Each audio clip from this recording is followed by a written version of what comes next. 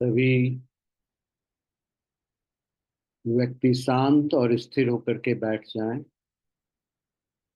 अपने मोबाइल को ऑफ कर लें, मन को स्थिर कर। कि ये एक ऐसी विद्या जिसको आप सुनने, समझने और अपने जीवन में लाने के लिए जा रहे हैं, जिसके साथ अनुशासित होना बहुत जरूरी है।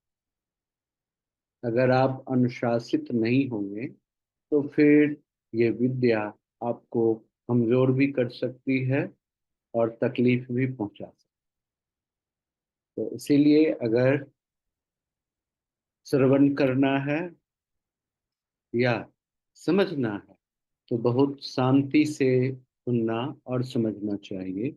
और फिर जीवन में प्रयोग लाने के लिए भी हमको शांति की आवश्यकता होगी।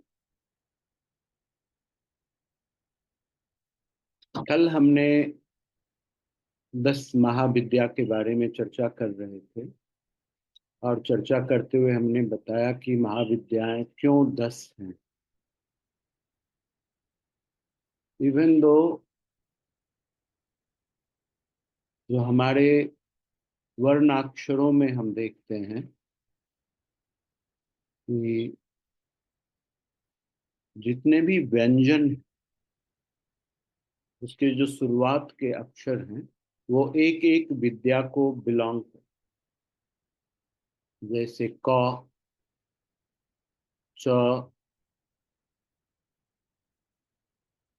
त, प, य, अक्षर, त्र एंड ज्ञा।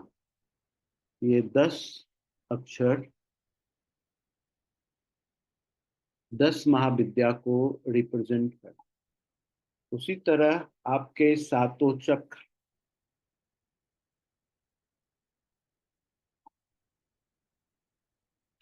भी 10 महाविद्या को रिप्रेजेंट करते हैं। उसी तरह आपके शरीर में 10 द्वार हैं, वो भी एक एक द्वार आपके 10 महाविद्या को बिलोंग करते हैं। इतना ही नहीं, 10 दिशाएं हैं, हर एक दिशा 10 महाविद्या को दर्शाते हैं। जहां भी 10 उपलब्ध, वहां 10 महाविद्या उपस्थित होती है। इस प्रकृति का कोई भी कार्य बिना 10 विद्या का संभव नहीं। कलयुग में, स्पेशली आज के दिनों, 10 महाविद्या सबसे श्रेष्ठ विद्या है, जिसमें आप अपने आप को इस कलयुग के negative emotions, negative action and negative environment से बचाने में आपको सहयोग प्रदान करती है।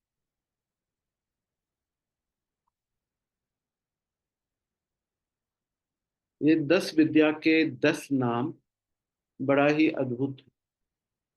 जैसे पहला काली, दूसरा तारा, तीसरा षोडशी, चौथा भुवनेश्वरी, पांचवा भैरवी, छठा छिन्नमस्तिका, सातवां धूमावती, आठवां बगला, नौवां मातंगी और 10वां कमला। इसमें पावर की उपस्थिति के हिसाब से इनको 3 स्थिति में बांटा गया। पहला स्थिति है महाविद्या। महाविद्या तो आप जानते ही हैं, जैसे हमने कल एक्सप्लेन किया था कि ये सुप्रीम नॉलेज है।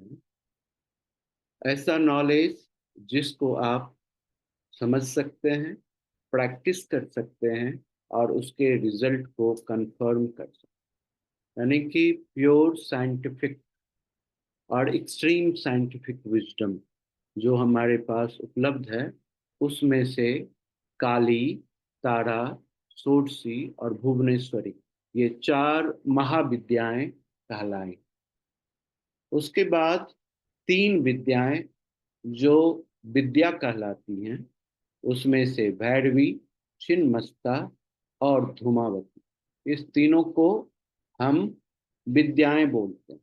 यानी कि थोड़ा सा स्टैंडर्ड उसका कमजोर है महाविद्या के तुलना में।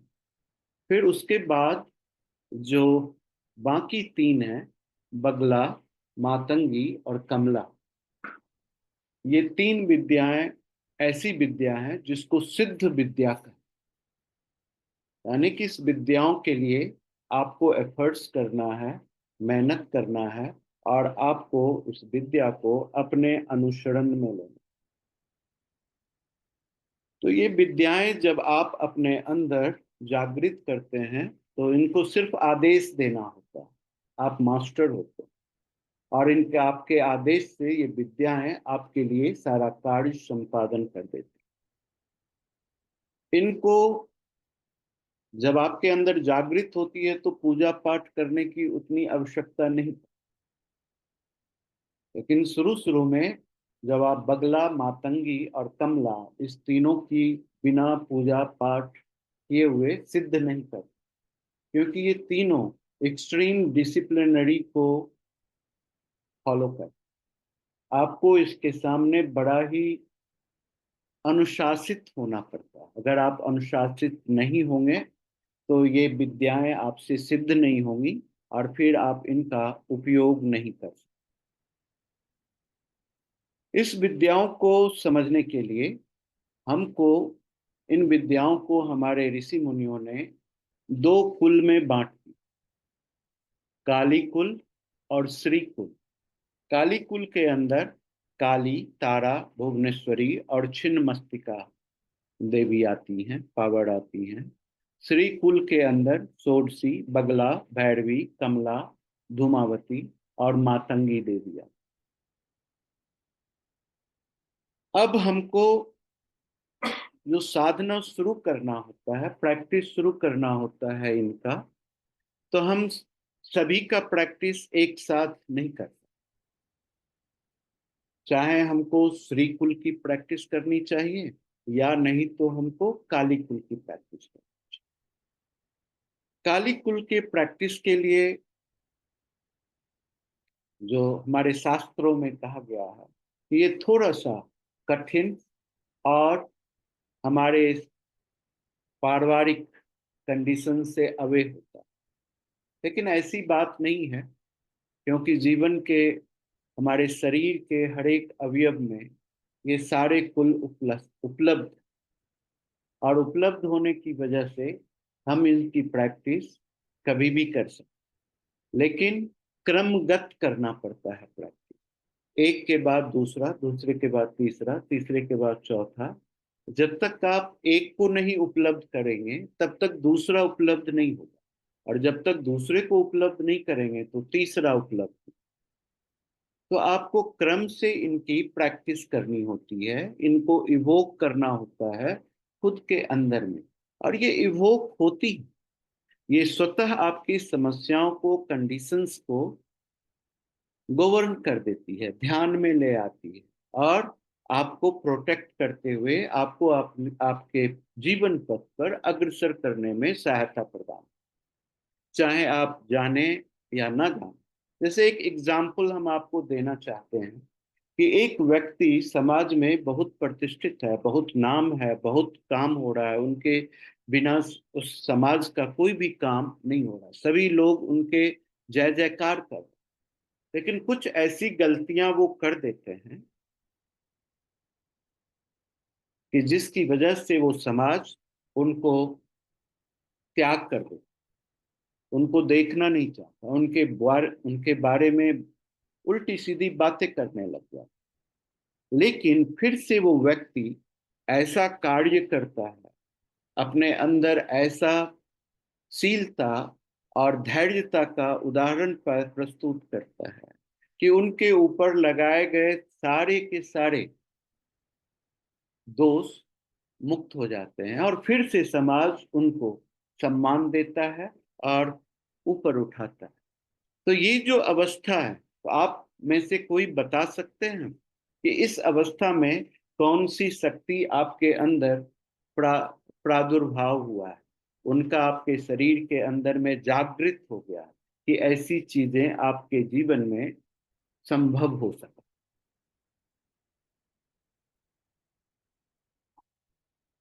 10 महाविद्या। में से कौन सी? काली। छिन्नमस्ता।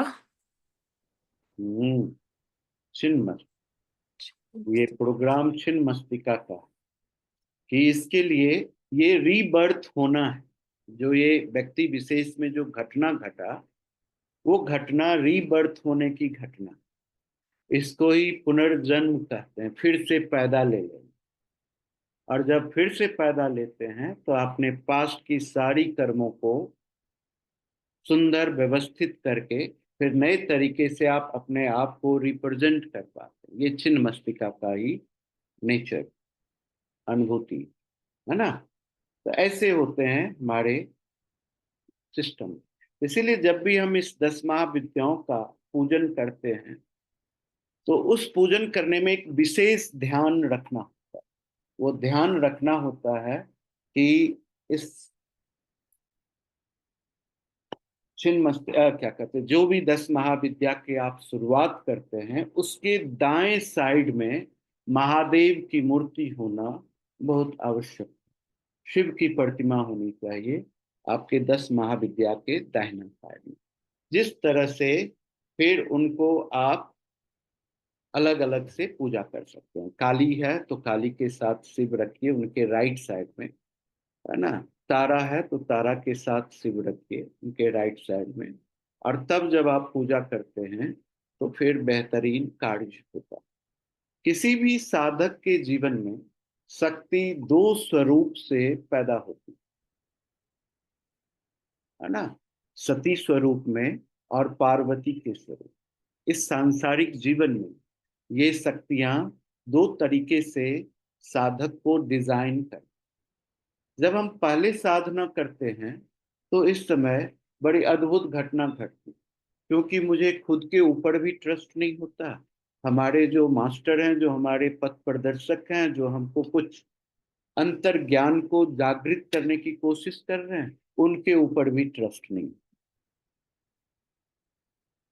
तो ये सती की अवस्था में ऐसा ही विद्वता है, सारी चीजें हमारे अंदर एग्जिस्ट कर रही, लेकिन विश्वास नहीं होने की वजह से, ट्रस्ट नहीं होने की वजह से हम हमेशा डाउटफुल।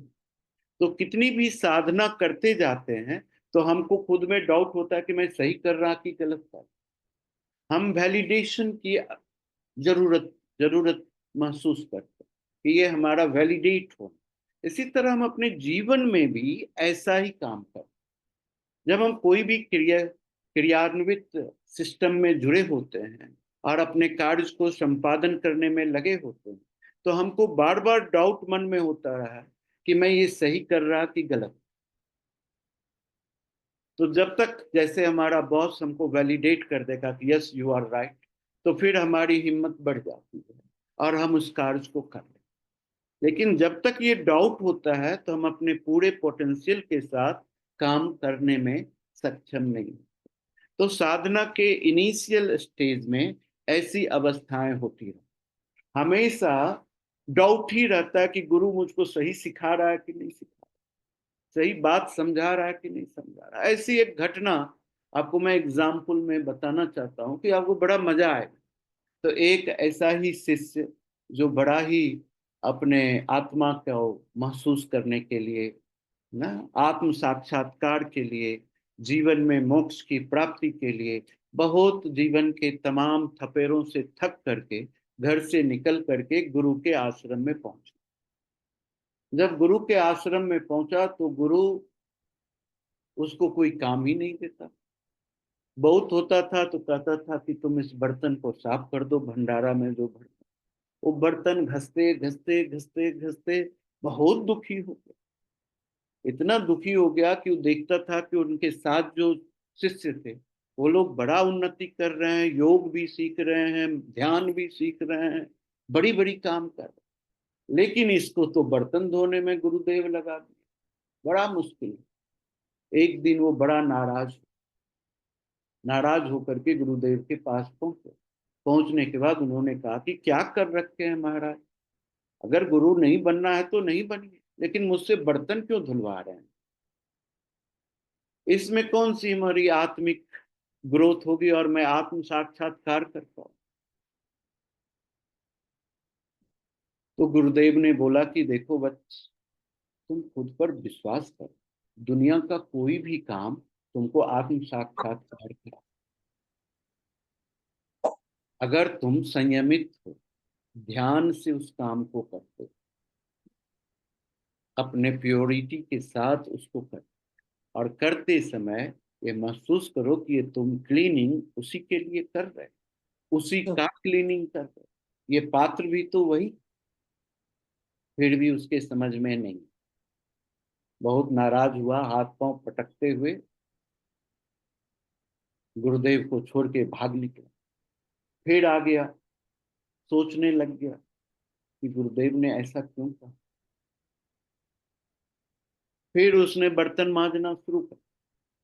कुछ दिन के बाद फिर आया, फिर उन्होंने कहा गुरुदेव कुछ हो ही नहीं रहा, आप क्या करवा रहे हैं, कुछ अच्छा सा ट्रेनिंग तो दीजिए। फिर गुरुदेव मुस्कुराए, हो रहा, पहले तुम 3 घंटा में 5 बर्तन धोते, अभी तुम 30 मिनट्स में 5 बर्तन को धो पाते हो, और वो भी नीटली और क्लीन, बहुत सुंदर ढंग। तो तुम्हारे बर्तन धोने में ध्यान लगना शुरू हो गया। और जब इस तरह के ध्यान तुम किसी भी चीज में लगा दोगे तो तुम्हारा कल्याण होगा। तुमने सूरदास, रईदास, तुलसीदास, कबीरदास, गुरु नानक देव जी को नहीं सुना? अपने काम को करते रहे, तन्मयता से करते रहे, एक जूता सीते रहे, एक कपड़ा बनाते रहे, कुछ करते रहे, एक भजन लिखते रहे, तन्मयता से करते, और सभी को आत्म साक्षात्कार उपलब्ध हो। लेकिन ये शुरू की अवस्था सती कुल से होती है, इसमें इम्बैलेंस होता है, और हम सबको इम्बैलेंस, इसीलिए इम्बैलेंस होने के समय में हमारे पास आज तो मॉडर्न सिस्टम भी है ना। जब हम किसी लोकेशंस पर पहुंचना चाहते हैं तो हमारा मोबाइल यंत्र इस काम को सब सरल कर दे, लेकिन फिर भी हमारी सती तत्व हमारे अंदर उत्कंठा बढ़ा के रखती है, और हम उसके ऊपर ध्यान नहीं देते कि वो गली में ले जा रहा है, उधर ले जा रहा है, डाउट कर लेते हैं। और डाउट होता भी है, कभी कभी गूगल बहुत खतरनाक जगह में पहुंचा देता है ना। तो उस डाउट के दौरान हम आसपास के लोगों से भी पूछते जाते हैं कि भाई फलाना जगह किधर है, तो कुछ बताएगा, और थोड़ी दूर आगे जाएंगे, और थोड़ी दूर आगे जाएंगे। तो ये जब आप जर्नी कर रहे हैं तो कितना जर्नी किए उसको आप कभी भी कंफर्म नहीं कर। जब आप जर्नी को कंफर्म नहीं करेंगे तो आपकी डेस्टिनेशन हमेशा दूर रहती। तो सती अपनी जर्नी को कंफर्म नहीं करती थी, इसीलिए हर एक साधक का जर्नी जो है सो डाउटफुल रहता है, कंफर्म नहीं रहता है ना, मुश्किल। फिर इस जर्नी के दौरान बहुत सारी चीजें हमारे रास्तों में आ, अगर हम सती तत्व से ग्रसित हैं तो अपने गोल से विचलित हो जाते, और हम रास्ते में आने वाले चीजों के साथ जुड़ जाते। जैसे मुझे आईएएस बनना था, और मैंने आईएएस की परीक्षा बड़ी जोर शोर से तैयारी करके देना शुरू।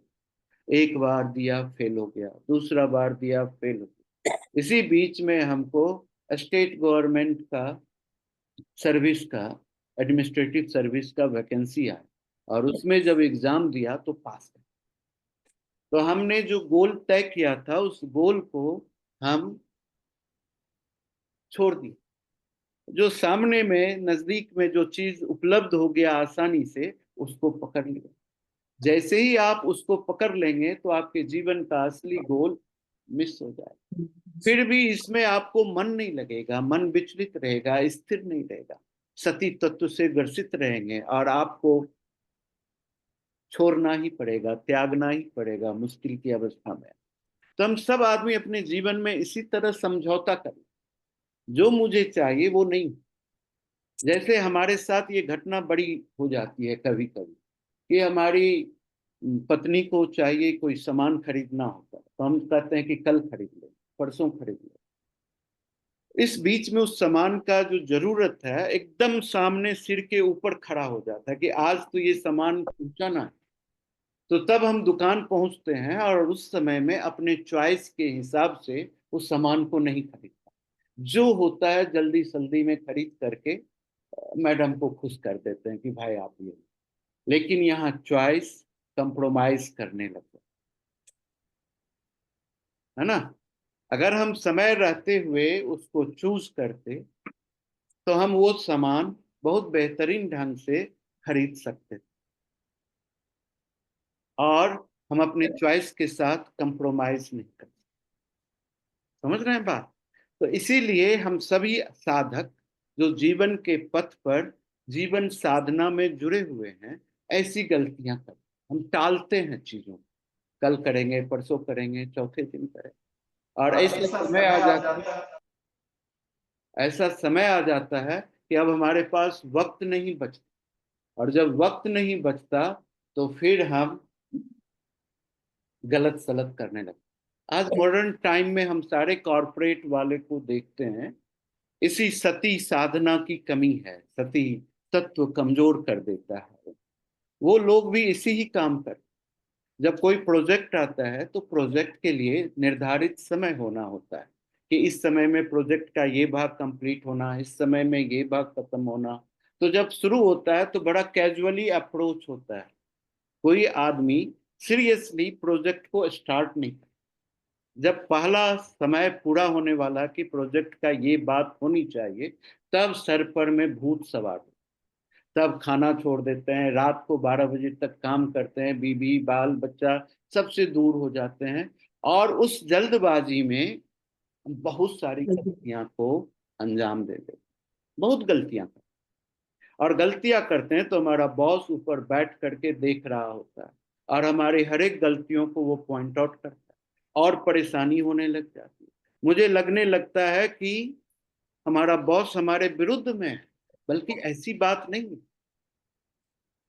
आपका सती तत्व आपको कमजोर कर रहा, इसकी वजह से हमारी जो साधना है, हमारा कर्म है, वो कमजोर पड़। तो हम सभी आदमी को सती पथ से ऊपर, और जब सती पथ से ऊपर उठना हो,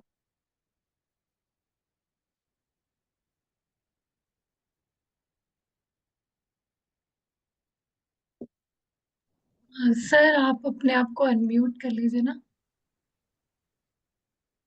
नहीं रहे। हाँ नहीं, वो मैं किसी और को म्यूट कर रही थी आप ओके वह। ओके, मुझे लगा सत्य कि मूर्ति जी को म्यूट कीजिए ना। हाँ। ठीक है। तो इस स्थिति में हमको अपने सारी चीजों को त्याग करना, एम्प्टी होना होता है। और जब एम्प्टी होते हैं तो आप अपने एज ए इंडिविजुअल, जो अकेला हैं आप, है ना, यूनिक हैं इस यूनिवर्स में, आप जैसा कोई दूसरा नहीं है। अद्वितीय पर्सनालिटी, उसके अंदर की जो क्वालिटीज हैं वो एक्सप्लोर होगी, और वो जब एक्सप्लोर होगी तो आपके अंदर में पार्वती का गुण डेवलप हो जाएगा, वेल बैलेंस्ड पावर, है ना। और उस पावर से आप अपने जीवन पथ में ग्रोथ करने। तो ये 10 महाविद्या सती के फॉर्म में भी एग्जिस्ट करता, और पार्वती के फॉर्म में भी एग्जिस्ट करता। लेकिन जब तक आप पार्वती के क्वालिटीज से डिजाइन नहीं होते, तब तक आपको इस 10 महाविद्या का पूर्ण लाभ नहीं होगा। ये साधना में रुकावट पैदा कर, आप उस पथ पर अग्रसर नहीं हो। हम ये इसलिए बताना चाहते हैं कि आपके जीवन में सारी विद्याएं एग्जिस्ट कर रही हैं, इसको समझें, है ना। जब आप इसको समझते जाएंगे तो सारी बातें आपकी बड़ी आसानी से उद्धृत हो जाएगी आपके जीवन में। आप डे टू डे लाइफ को अगर ऑब्जर्व करते हैं, महसूस करते हैं, तो ये विद्याएं आपके साथ खड़ी हुई दिखाई देती है ना। अब खड़ी हुई दिखाई देती है, जैसे मैं एक एग्जाम्पल देता हूं। एग्जाम्पल ये देता हूं कि जैसे मैं हूं और मेरी पत्नी, मैं अपने 24 घंटे में 18 घंटा समय अपने लिए व्यतीत करता हूं। अब अपने लिए व्यतीत करने का मतलब ये है कि ऐसा काम को मैं करता हूं जिससे मुझे संतुष्टि होती है, संवर्धन होता है, मेरा विकास होता है। और इस दौरान मैं भूल जाता हूं कि मेरे साथ मेरी पत्नी। तो हर एक व्यक्ति इस संसार में आज के डेट में एक स्पेल में है। हम सभी आदमी मशीनगत हो गए हैं कि जो हमारा गोल है वो भागने का गोल, स्थिरता का गोल। और उस स्पेल में हम भागते जा रहे हैं, ग्रोथ करते जाते हैं, मेटेरियलिस्टिक वे से इन्वॉल्व होते जाते हैं और इतने बाहरी चीजों के साथ जुड़ जाते हैं, उस नशा में होते हैं कि मैं अपने अंदर का जो प्रकाश है, जो अपने अंदर की ठहराव है, उसको समझ नहीं पाते, तो स्पेल में। और जब हम स्पेल में होते हैं तो तब तक हम अपनी पत्नी को नहीं देख सकते, अपने बच्चे को नहीं देख सकते, अपने परिवार को नहीं देख सकते, अपने मित्रों को नहीं देख सकते, क्योंकि हम नशा में। और नशा में हम जो कुछ भी करते चले जाते हैं, वो सारी की सारी चीजें हमें लगता है कि यही सही है, गलत कुछ भी नहीं। तो जो भी कृत करते हैं वो भी गलत करते हैं। तो जब हम नशा में होते हैं तो हम होश में नहीं होते, बेहोश होते। और जब बेहोशी के हालात में जब हम कोई भी काम करेंगे, वो सही काम नहीं हो सकता है नहीं। समझ रहे पॉइंट? तो इसके लिए मुझे होश में लाया जाए। पत्नी भी चुप रहती है, कभी बोलने की कोशिश करती है तो हम जोर से उनको डांट लेते।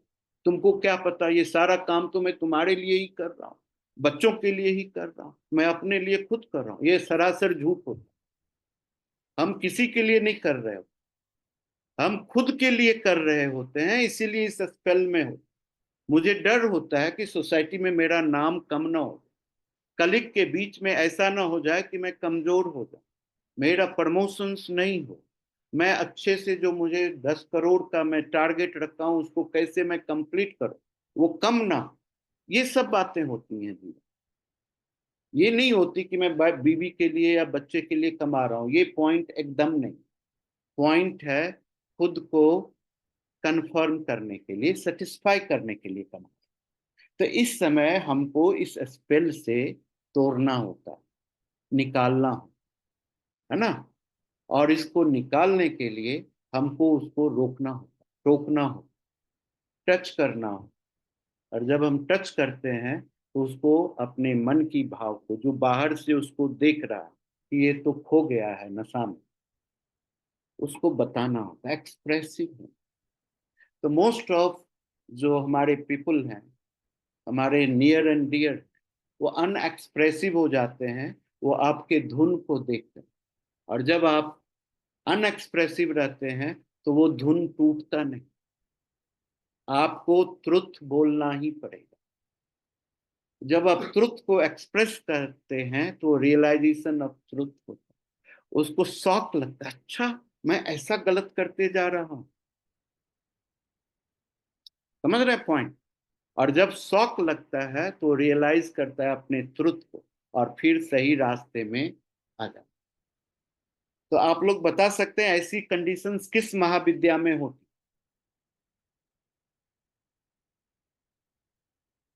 बगलामुखी। काली में। आप देख सकते हैं काली के पांव के नीचे शिव लेटा हुआ है ना, और काली की जीभ निकली हुई। ये ऐसा क्यों हुआ? ये इसके क्या सिंबॉलिक अंडरस्टैंडिंग? क्योंकि कोई भी मूर्ति पहले मूर्ति नहीं था। सारे के सारे पहले के समय में, वैदिक काल में, सभी को आकार के रूप में नहीं देखता था, निराकार के रूप में देखा जाता। तो जितनी भी शक्तियां थी अनसीन है, आज भी अनसीन है। आप हवा को नहीं देख सकते ना, अनसीन है। धूप को नहीं देख सकते, अनसीन है। जो भी ताकत है, जो भी ऊर्जाएं हैं, वो अनसीन ऊर्जाएं हैं। लेकिन अनसीन ऊर्जाओं को अनुभव करना बड़ा कठिन बात है। इसीलिए उन्होंने ये सिंबॉलिक सिस्टम्स को डिजाइन, कि जितने भी आकृति दी गई, अब आप अनुमान करें काली की जो आकृति दी गई, वो उनके क्वालिटी और ट्रेट्स को एक्सप्लेन कर, वो ट्रेट्स हमारे अंदर में एग्जिस्ट होना चाहिए। और उसका बड़ा ही सुंदर स्वरूप के रूप में हमारे सामने में काली उपस्थित है। काली जब संहार कर रही थी, तो संहार करने के क्रिया में वो इतनी लिप्त हो गई, इतनी बेहोश हो गई, कि उनको ये पता नहीं चल रहा था कि वो किस व्यक्ति का संहार कर रही हैं और किसका संहार नहीं करना चाहिए। सुर और असुर दोनों कटने लगे। अब इस अवस्था को, क्योंकि वो तो बेहोश थी, होश में नहीं थी, नशे में थी, और नशा में वो क्या कर रही है उनको पता नहीं चलता। तो इसीलिए उनके रास्ते में जब शिव लेट जाते, तो अचानक से जब पांव उनका शिव के पांव के ऊपर, छाती के ऊपर आता है, तो ये पैसिव एक्ट था कृष्ण, क्या कहते हैं, महादेव। उनको शौक लगा कि अरे ये कौन हमारे पांव के नीचे आ। जब देखती हैं तो देखते हैं कि महादेव लेटे। तो उनको लगा कि बहुत गलती हो गई। जब भी हम कोई गलती करते हैं तो हमारी जीभ बाहर आ, बोलते समय कभी भी आप गलत शब्द का प्रयोग अननोइंगली आपके जीभ से, मुंह से होता है, तो आपकी जीभ बाहर आती है कि नहीं आती। जैसे ही आप रियलाइज करेंगे कि मैंने गलती बोल दिया, तो आपका जीभ बाहर आ, है ना। तो जैसे ही काली का जीभ बाहर आया, तो क्यों आया? क्योंकि रियलाइजेशन ऑफ ट्रुथ की वजह से। समझ रहे हैं पॉइंट? कि जब आप अपने जीवन में किसी भी ट्रुथ को रियलाइज करते हैं, वो मोमेंट आपके अंदर काली का प्रादुर्भाव हो जाता, आप काली भक्त हो जाते, काली मय हो जाते, और आप स्वयं काली बन जाते। ये बात तो इसीलिए हम तो चाहते हैं कि हमारे नियर एंड डियर को होश में हमको लाना जरूरी है। हम भूल जाते हैं, हम इतने बेहोशी में रहते हैं, इतने डीपली डूबे होते हैं कि हमारी आइडेंटिटी ही मिस हो रही। तो हम क्या पत्नी को सोचेंगे, क्या बच्चे को सोचेंगे, क्या परिवार को देखेंगे, क्या माँ को देखेंगे, क्या सोशल एक्ट को, सोशल रिस्पॉन्सिबिलिटीज को निभाएंगे? कुछ भी नहीं। सिर्फ मोबाइल में सोशल रिस्पॉन्सिबिलिटीज हो, हाय हेलो और थम अप कर देते हैं पॉइंट दबाकर, है ना। बातें भी मोबाइल में ही हो गई, साक्षात्कार नहीं होता, आमने सामने बात नहीं होती। जीवन के तमाम अनुभवों को, अभिव्यक्ति को जब हम बात करते हैं तो हमारे चेहरों से झलकती है, उससे रूबरू नहीं हो, मिसिंग हो। तो इस बेहोशी की अवस्था से होश में लाना काली की कृपा है। और ये तब होता है जब आप अपने साधना में पार्वती स्वरूप गुण को अपने अंदर उद्धृत कर पाते। पार्वती का मतलब ही होता है हारमोनियस, हारमोनी में होना, रिदम में होना, लयबद्ध होना, म्यूजिकल। आपके चारों तरफ शोर है, हर एक व्यक्ति एक शोर कर रहा है, और उस शोर के बीच में आप कैसे संयमित हो सकते हैं, कैसे आप अपनी आवाज को सुन सकते हैं। हम किसी में भी ये क्षमता ही नहीं बच गई कि हम अपनी आवाज को सुन। बहुत बड़ी साधना है अपनी आवाज को सुनने के लिए, अनहद साधना हो तो, है ना। और ये बड़ा सिंपल सा प्रोग्रामिंग है लाइफ को, कि अपनी आवाज को सुनना। हम तो बाहर के आवाज को सुन करके डाइवर्टेड होते हैं, डेविएटेड होते हैं, एक्टिव होते हैं। हम तथ्य तक पहुंचते ही नहीं, अपनी आवाज को सुनते ही नहीं, मुश्किल हो जाता। हमारे एक बहुत ही क्लोज मित्र, वो बैंगलोर में थे और उनकी पत्नी गांव में। बड़ी अद्भुत बात घट गई। मजाक मजाक में हमारे सुमन जी उनको बोल दिए, उनकी पत्नी को फोन लगा कर, ये इलाज क्या करेंगे, ये तो पूरा का पूरा दिन पार्क में बैठे रहते हैं और कौन कौन सी लड़कियां आती हैं इनके पास, आप कल्पना नहीं। जैसे ही ये बात सुने, अनशन हो गया गांव में, हंगामा हो गया सारे गांव में। लोगों को चर्चा का पता चल गया कि भाई इनका पति बड़ा दुर्व्यवहार कर रहा है, दूसरे औरतों के साथ जुड़ गया है, तो बड़ा गलत बात। अब हम दूसरे की बात को सुन करके इस तरह से डेविएट और रिएक्शन करते हैं। आओ देखा न तव देखा, उन्होंने उनको बिना फोन किए हुए ट्रेन पकड़ी और दूसरे तीसरे दिन बैंगलोर में हाजिर। ऐसी एक्टिविटीज हम करते हैं क्योंकि हम अपने आप को सुनते नहीं, और जब हम अपने आप को सुनते नहीं तो हम अपने आप को ट्रस्ट नहीं कर सकते, हम अपने आप को हार्मोनाइज नहीं कर सकते, हम अपने अंदर के संगीत को महसूस नहीं कर सकते, हम भी शोरगुल में हो जाते। लेकिन इस शोरगुल से मुक्त होने की जो ताकत है, उस साधना में जाने की जो प्रवृत्ति है, वो पार्वती से होता है। इसीलिए पार्वती को महादेव ने इस संसार के क्रिएशन के बाद इस संसार को किस तरीके से नियमित रखा जाए, लॉफुल रखा जाए, विवेकपूर्ण रखा जाए, सारी व्यवस्था उनको बताया। समझ रहे हैं बात? सारे दर्शन का जन्म दिया गया, सारे दर्शन के बारे में जानकारी दी गई, सब पार्वती को पता है ना। आगम सब्जेक्ट हो या निगम, है ना, ये आगम और निगम, इस दोनों की अनुभूति बड़े बड़े विद्वानों के द्वारा और उनका विश्लेषण ही क्यों ना हो, लेकिन ये सारे के सारे गाइडेंस महादेव के द्वारा कथन पार्वती को ही दिया गया, सती को नहीं। तो सबसे पहले अगर हम देखते हैं कि ये 10 महाविद्या का प्रादुर्भाव कैसे, कब 10 महाविद्या अपने एनर्जेटिक फॉर्म में लोगों के समक्ष या आदि गुरु के समक्ष उपस्थित। 10 महाविद्या हमेशा से महादेव के अंदर एग्जिस्ट करती है, आदि शक्ति के फॉर्म में।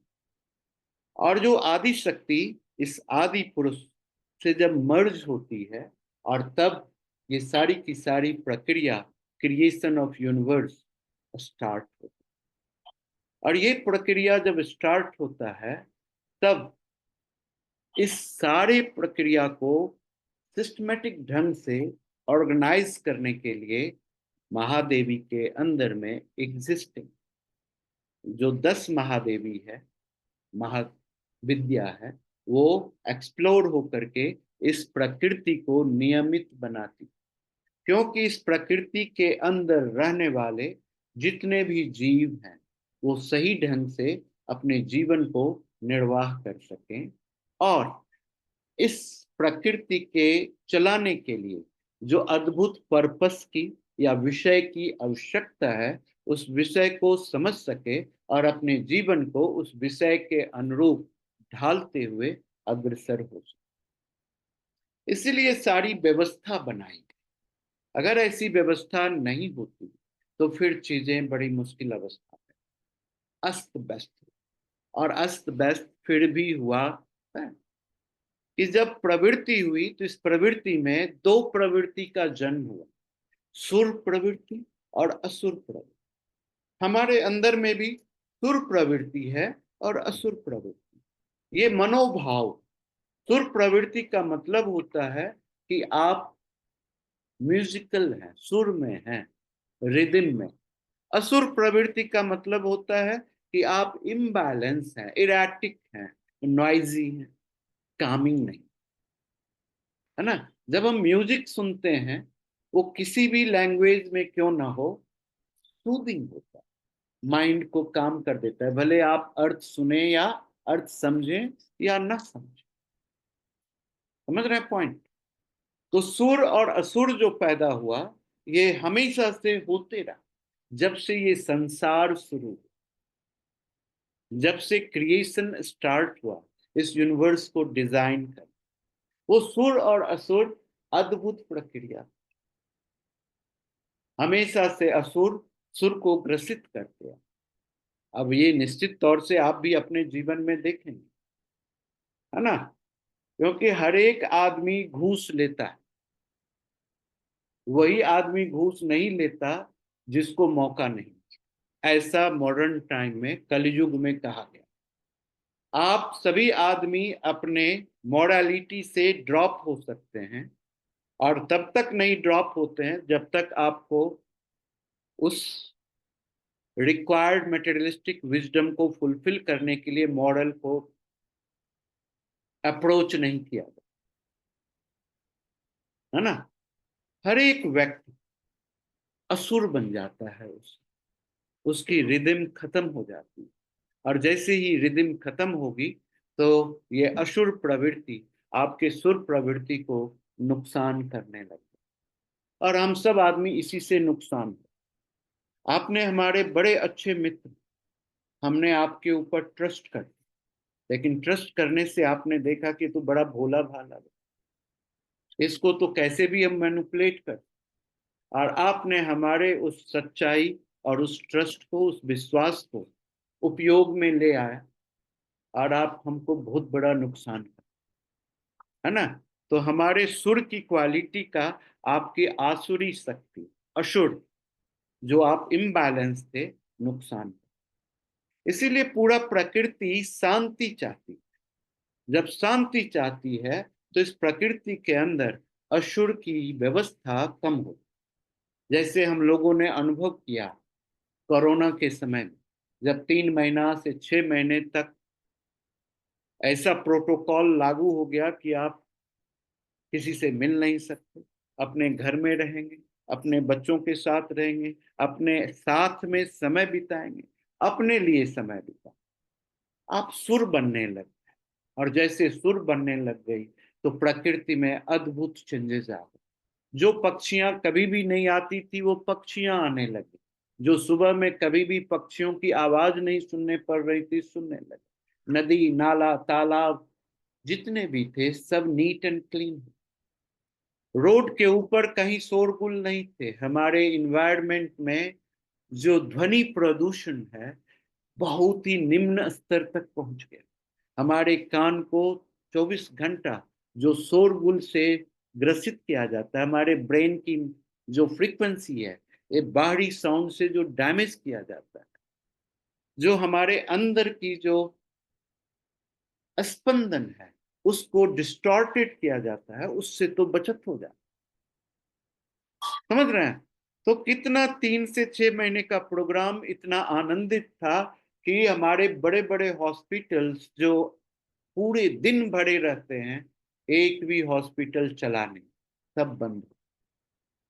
कोई भी हार्ट सर्जरी नहीं हुई, कोई भी ब्रेन हैमरेज नहीं हुआ, किसी को भी स्पाइनल प्रॉब्लम नहीं हुआ, किसी को भी बैक पेन नहीं आया, साइटिका का पेन नहीं आया, कोई भी परेशानी से गुजरा नहीं।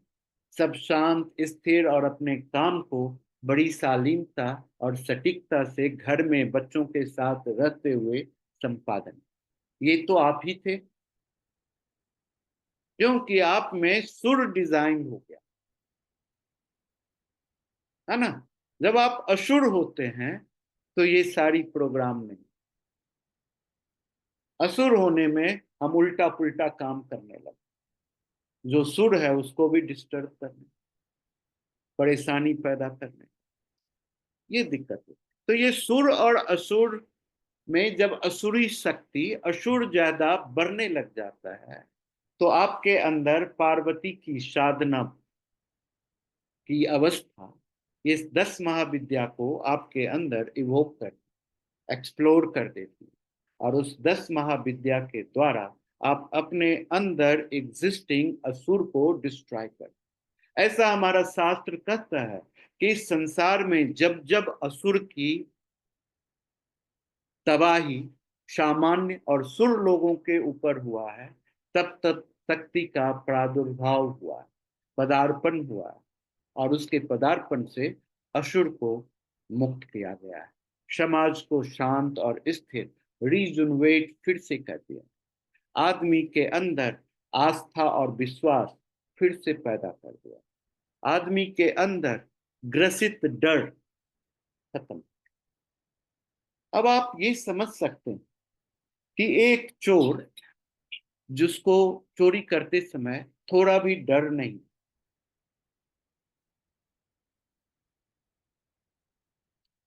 इसमें आसुरी शक्ति इतनी बर्बरता पर पहुंची हुई है कि उसका अपना मॉडल खत्म हो गया। वो अपने मैक्सिमाइज पनिशमेंट को कंफर्म कर लिया है कि इससे ज्यादा और क्या हो सकता। पुलिस 10 दिन 5 दिन जोर से ठोकाई करेगी, जेल में रख देगी, एटलीस्ट कम से कम खाना तो मिलेगा। जेल दर दर भटक रहे हैं, उससे अच्छा है कि खाना मिले, जेल जाना ही बेहतर, मार खाना ही बेहतर। ये आसुरी शक्ति से ऐसी प्रवृत्तियां, अगर ये आसुरी शक्ति नहीं होती अंदर, तो फिर आप कर्म प्रधान हो जाओ, आप सही मेहनत और अपनी योग्यता के अनुसार चीजों को ढूंढते और सही मेहनत करके कर्मठ होकर के अपने अंदर चीजों की उपयोगिता को फुलफिल करते, तो आपके अंदर शक्ति का संचार हो। और जब ये व्यक्ति ऐसा काम करता है तो फिर उसके ऊपर 10 महाविद्या की कृपा हो, है ना। एक व्यक्ति गांव से निकलता है 50 रुपया लेके, और आज 50,000 करोड़ का मालिक बना। उसने एक भी गलत काम नहीं, कर्मठता और अपने अंदर एग्जिस्टिंग विशेषता को सही तरीके से उपयोग में ला। वो 50 रुपया से झूठ भी बोल सकता, मक्कारी भी कर सकती, अपने जीवन को बचाने के लिए सही रास्ते से अलग रास्ते में जा। तो आज वो 50,000 करोड़ का मालिक क्यों, कैसे ऐसे? क्योंकि उनके अंदर पार्वती की साधना थी, बैलेंस्ड होकर के, होश में होकर के काम किया। और जब काम किया तो फिर अद्भुत बात हुई, ऐसा 10 महाविद्या उनके अंदर जनरेट हुई, जिस चीजों को छुआ वही उनका, जो भी चाहा वही काम।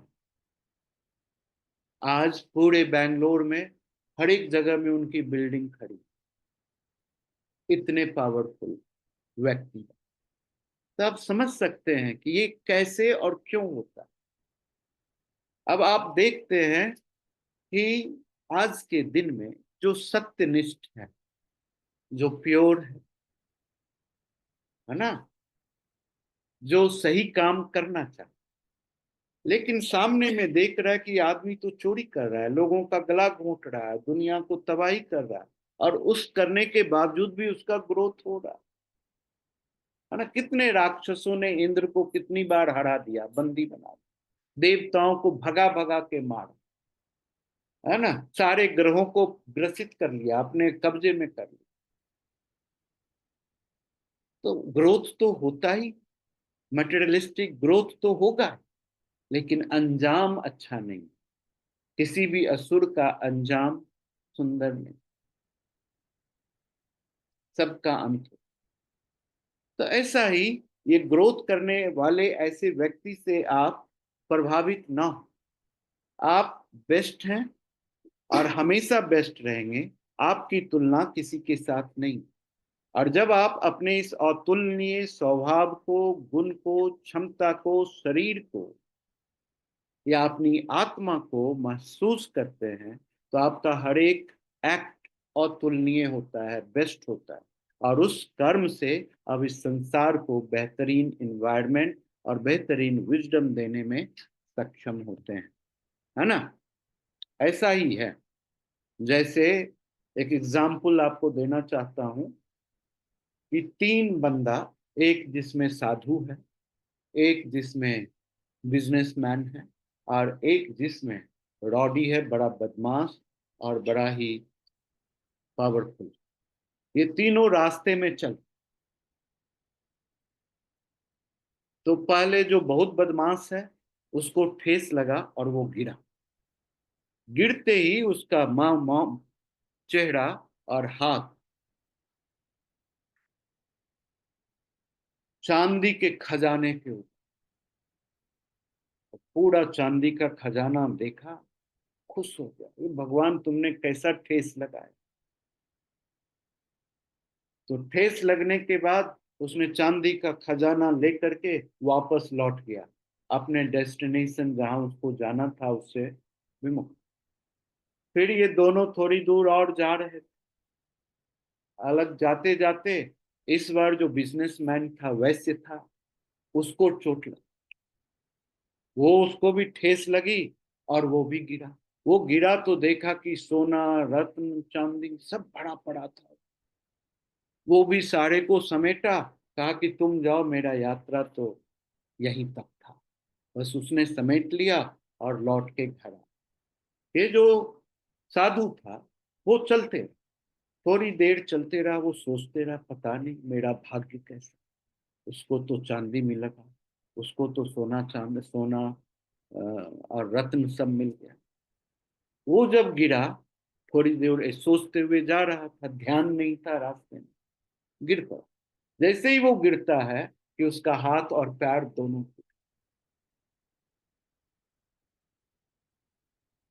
बहुत नाराज, बहुत निराश।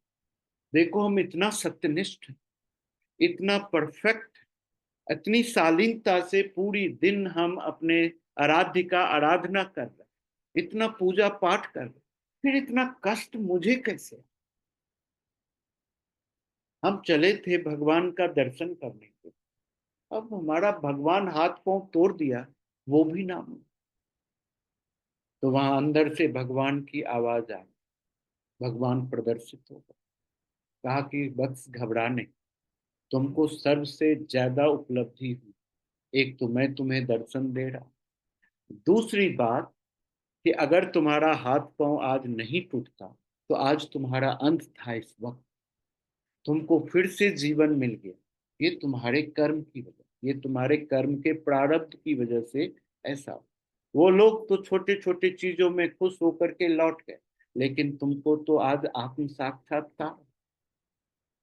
तो धैर्यता बहुत जरूरी है, और वो तब आती है जब पार्वती की शक्ति आपके अंदर साधना पथ के लिए प्रेरित करती है ना। तो 10 महाविद्या उपलब्ध होती हैं सती के समय में पहली बार। ये कहानी है कि सती के पिता एक यज्ञ कर रहे थे, और उस यज्ञ में उनके पिता महादेव को आमंत्रित नहीं कर। दक्ष प्रजापति नाम था उनका, वो ब्रह्मा के पुत्र थे। उनको बहुत अभिमान था कि ये जो महादेव मनुष्य रूप में आया है, ये तो किसी काम का है ही नहीं। इसको तो न पहनने का सेंस है, न कुछ करने का सेंस है। पूरा दिन भस्म से विभूषित होता है, कपड़ा भी ठीक से नहीं पहन, जिसके ऊपर उसके ऊपर बरसात कर देता है आशीर्वाद का, दया का, कृपा का। ये कैसे समाज को सही ढंग से चला। तो महादेव ने ही समाज को चलाने के लिए और देवताओं और मानवों को व्यवस्थित रखने के लिए इंद्र और प्रजापति का स्थापना किया। दोनों पोजीशंस, इस पोजीशंस पर कोई भी आ सकता है। जैसे जनक आ सकते हैं, जनक प्रजापति बने थे, है ना। तो ऐसे बहुत सारे लोग समय समय से प्रजापति भी बने और इंद्र भी। तो प्रजापति को ब्रह्मा के पुत्र होने की वजह से बड़ा ही घमंड। ऊपर से महादेव ने ब्रह्मा के गलत कार्य के लिए उनका एक गर्दन, एक सर, उनको 4 सर था, एक को हटा, और फिर उनको कहा कि तुम्हारा पूजा नहीं होगा, तुम्हारा ये कृत्य तुमको अपूजनीय बना दिया। तो इसीलिए आज तक हम ब्रह्मा की पूजा नहीं करते हैं, और ब्रह्मा 4 सर के बजाय 3 सर में, है ना। तो इसकी वजह से वो बड़ा क्रुद्ध था महादेव से। वो महादेव अपने आप को समझता था।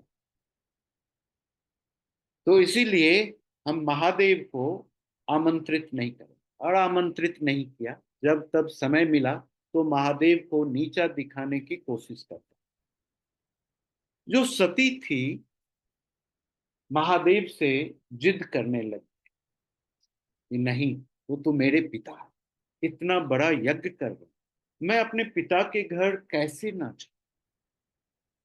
यही हट सती के क्वालिटीज में हम सबके अंदर भी पैदा हो। जब हम सती साधना से ग्रसित होते हैं तो हम हठी बन जाते हैं, जिद्दी बन जाते हैं। हम कोई चीज को सुनते ही नहीं। मुझे लगता है कि मैं ही सही हूं, और बाकी जो सही है उसको सुनने की क्षमता ही हम खो दें। ये सती हट है। तो सती बहुत जिद करने लग गई कि नहीं, हम नहीं जाएंगे। तो महादेव उनको समझाते हैं कि देखो, अब तुम मेरी पत्नी, तुम्हारे पिता ने तुमको दान कर, अब पिता के घर हम तभी जाएंगे जब वो मुझे आमंत्रित करे। और वैसे भी जब वो तुमको भी आमंत्रित नहीं किए और मुझे भी आमंत्रित नहीं, तो पिता के घर जाना यथोचित नहीं है। वहां तुम्हारा अपमान। समझ रहे हैं पॉइंट। सती बोले कि आप अपनी बुद्धि विवेक को अपने पास में रखिए, किसी भी हालात में, क्योंकि वो मेरा पिता का घर है, मेरा घर है, और मुझे जाना ही चाहिए, और मैं जाऊंगी ही जाऊंगी। जितना समझाने की कोशिश करते थे महादेव, वो उतना निराश हो रही थी, और उनके अंदर में गुस्सा प्रलय प्रज्वलित हो रहा। और वो इतना गुस्सा में आ गई, इतने क्रोध में आ गई कि उनके अंदर से पूरा शरीर लाल हो, अग्नि प्रज्वलित होने लग गई उनके अंदर। महादेव इस अवस्था को बड़े शालीनता से अनुभव किया, और जैसे ही अनुभव किए तो उनको सती को खोने का डर मन में आ गया। अगर ये अवस्था रही तो सती तो विक्षिप्त हो जाएंगी, ये तो खत्म हो जाएंगी, अग्नि में, स्वतः के अग्नि में जल जाएंगी। और जल जाएंगी तो वो इतना डर गए कि आप उनके महादेव की जो आत्मा जो शरीर रूप में था, वो भागने की कोशिश कर, कभी आंख की तरफ दौड़ रहा था, कभी नाक की तरफ दौड़ रहा था, कभी कान की तरफ दौड़ रहा था, कभी मुंह की तरफ दौड़ रहा था, कभी नाभि की तरफ दौड़ रहा था, कभी मल द्वार की तरफ दौड़ रहा था, कभी मूत्र द्वार की तरफ दौड़ रहा था, कभी ब्रह्मांड की ओर दौड़ रहा। जैसे ही दौड़ता था कि एक महाविद्या सामने उसको खड़े, रोकने की, डर से मुक्त कर। और वो विकराल स्वरूप 10 महाविद्या का जब महादेव के सामने में उपस्थित होता था, कि महादेव का जो क्षति को लेकर जो डर था, वो डर खत्म। तो इस तरह से सती के अंदर की जो अग्नि थी, जो महादेव के अंदर में, वही अग्नि महादेव को कंप्लीट कर रही थी 10 फॉर्म्स में। महादेव को खुद के अंदर से विदा नहीं होनी, उनको भय से रहित कर। और तब महादेव सती को कहती है कि अब आप शांत हो जाओ। आपका सारा स्वरूप मेरे अंदर जागृत होकर के मेरे खुद के अंदर के भय को निकाला। मुझे ये भय था कि तुम्हारा, आपके पिता आपको अपमानित करेंगे, और इसी वजह से हम विचलित थे, और आपके हट के सामने में हमारा एक भी चीजें एक्शन में नहीं आए। तो आप जा सकती हैं, आपकी इच्छा है, लेकिन आप प्रोटेक्टेड। सती के साथ एक पावर महादेव ने लगा दिया कि तुम जाओ, इनकी सुरक्षा करना, वहां किसी भी तरह की परेशानी हो तो सारी चीजों को भस्म कर। तो महादेव ने अपने 2 गण को तैयार किए बाल में से, आप जाओ, तुम सती के साथ चले। वो सती के साथ आए, और इवन दो अपने सवारी को भी साथ में भेजे, तो तुम भी साथ में जाओ और इनको प्रोटेक्ट। शुरू में सती को कोई अंदर आने नहीं दे रहा था, लेकिन उनके अपने पिता के ऊपर अधिकार की वजह से लोगों ने उनको अंदर आने दिया। अंदर आने के बाद स्थिति ऐसी हुई कि उनके पति को वहां अपमानित किया गया, इनको भी अपमानित किया गया पिता के घर में। जब भी किसी भी पत्नी का पति को अपमानित किया जाता है तो पत्नी का अंतर्बल बड़ा ही कमजोर बन जाता है, और उस कमजोर अंतर्बल से उसने सोचा कि जिस जगह में हमारा पति की सम्मान और मान्य नहीं हो, वो जगह होना ही नहीं चाहिए, वो कार्य संपादन ही नहीं होना चाहिए। और इसीलिए उन्होंने उसी हवन कुंड में, उसी यज्ञ के हवन कुंड में छलांग लगा करके अपने शरीर को त्याग। ये देखते हुए उस गण ने पूरे हवन को, पूरे यज्ञ को विनाश कर दिया, ध्वस्त कर दिया। और ये जब पता महादेव को चला तो फिर पंडव महादेव वो तांडव नृत्य करके फिर संसार को भस्म करने के लिए तैयार। तो ये 10 महाविद्या इस तरह से उनके जीवन में उपलब्ध। दूसरी बार जो 10 महाविद्या आई वो आए पार्वती के समय। पार्वती बड़ी खुश थी और अपने पति के साथ एकांतवास में अपने जीवन को सुखमय और आनंद से एंजॉय कर।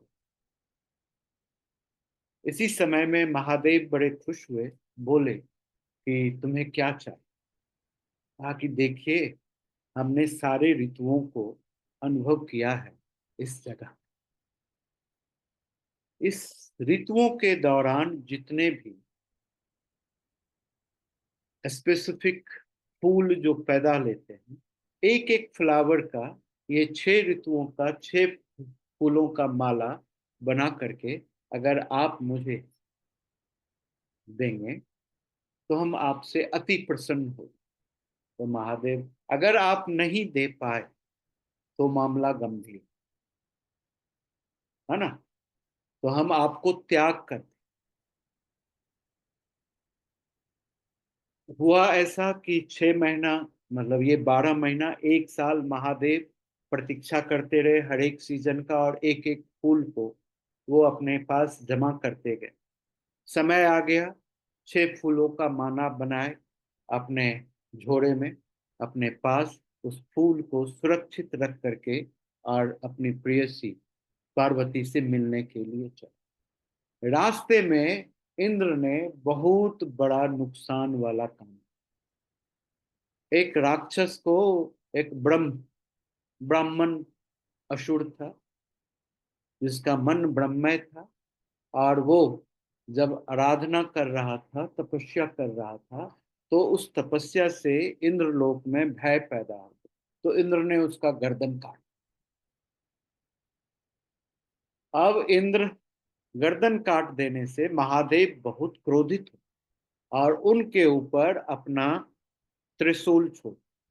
उस त्रिशूल की शक्ति से इतना अग्नि पैदा हुआ कि उनके जो फूल थे सारे के सारे फूल जल।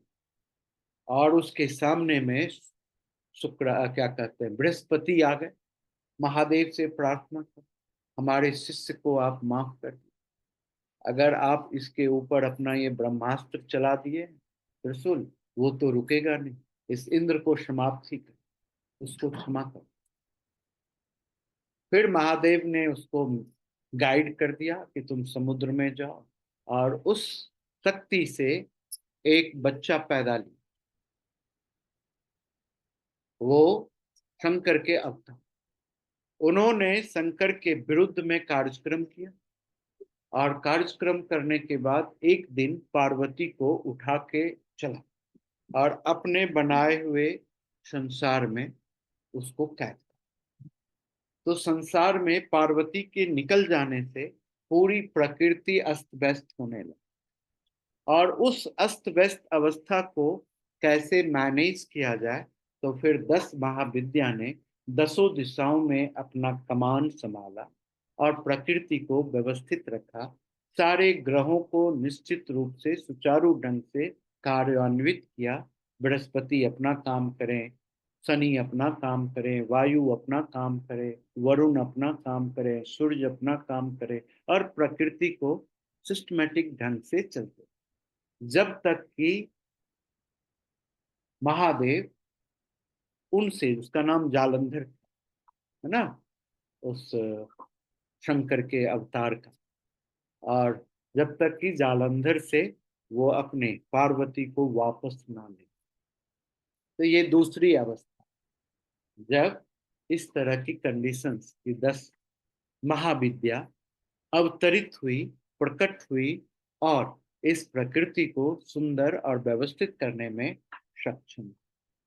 इसीलिए जितनी बार ये महाविद्या प्रकट होती गई, उसके साथ महादेव का एक एक स्वरूप था।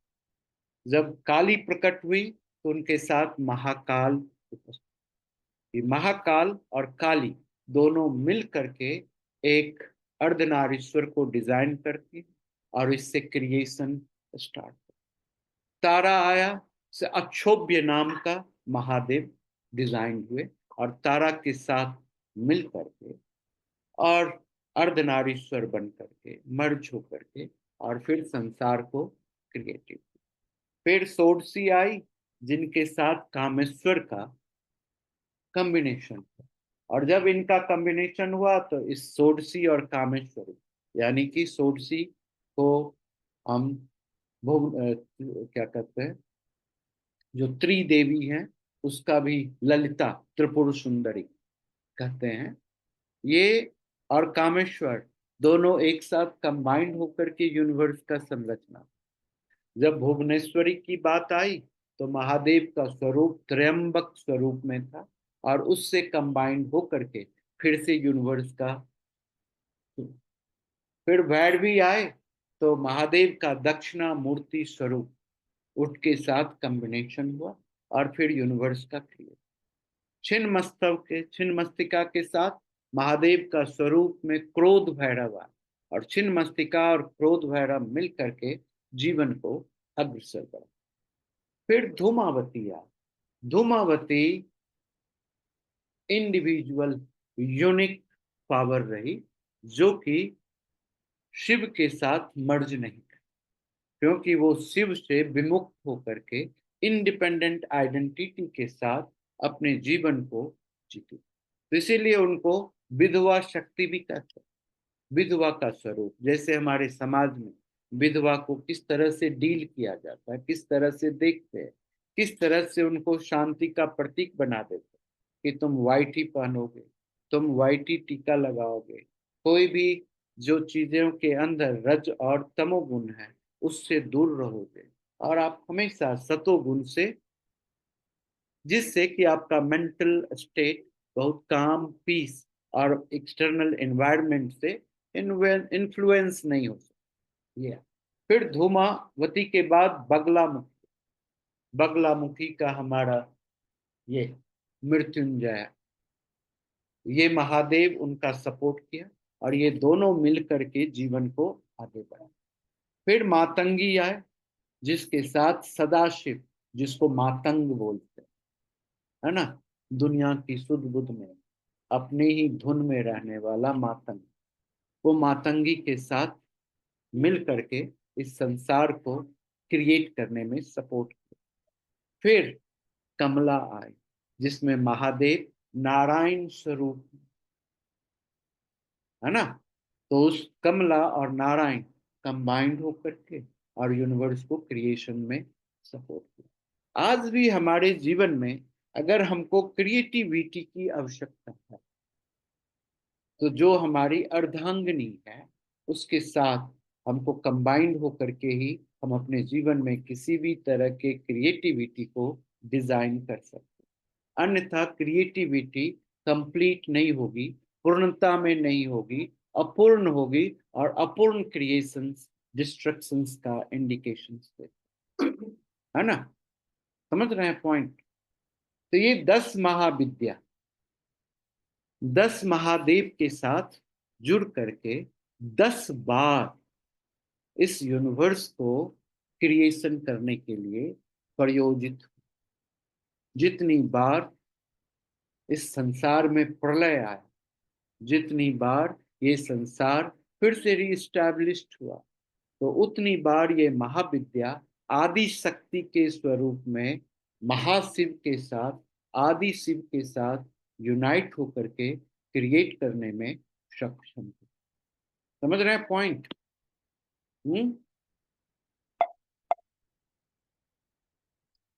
आ रही है बात समझ में?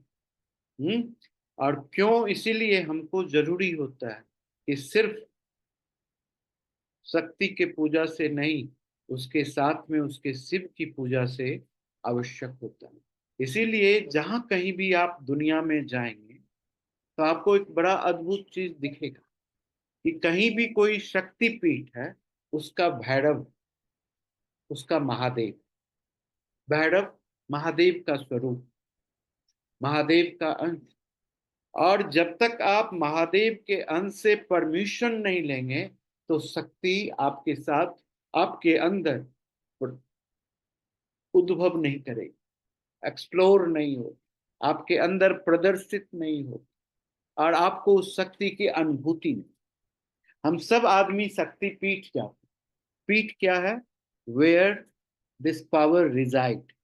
हमारे शरीर में भी शक्ति पीठ, बहुत सारे शक्ति, है ना? 51 शक्तिपीठ है, 33 अदर शक्तिपीठ है ना? 5 बहुमूल्य शक्तिपीठ है जिनके बिना चीजें ही ना हो, ऐसे। तो ये जो शक्तिपीठ है हमारे शरीर में है। 51 शक्तिपीठ जो है वो हमारे शरीर के 51 तत्व को डिजाइन कर। जो 33 शक्तिपीठ है वो हमारे रीढ़ के हर एक मनका में एग्जिस्ट करता।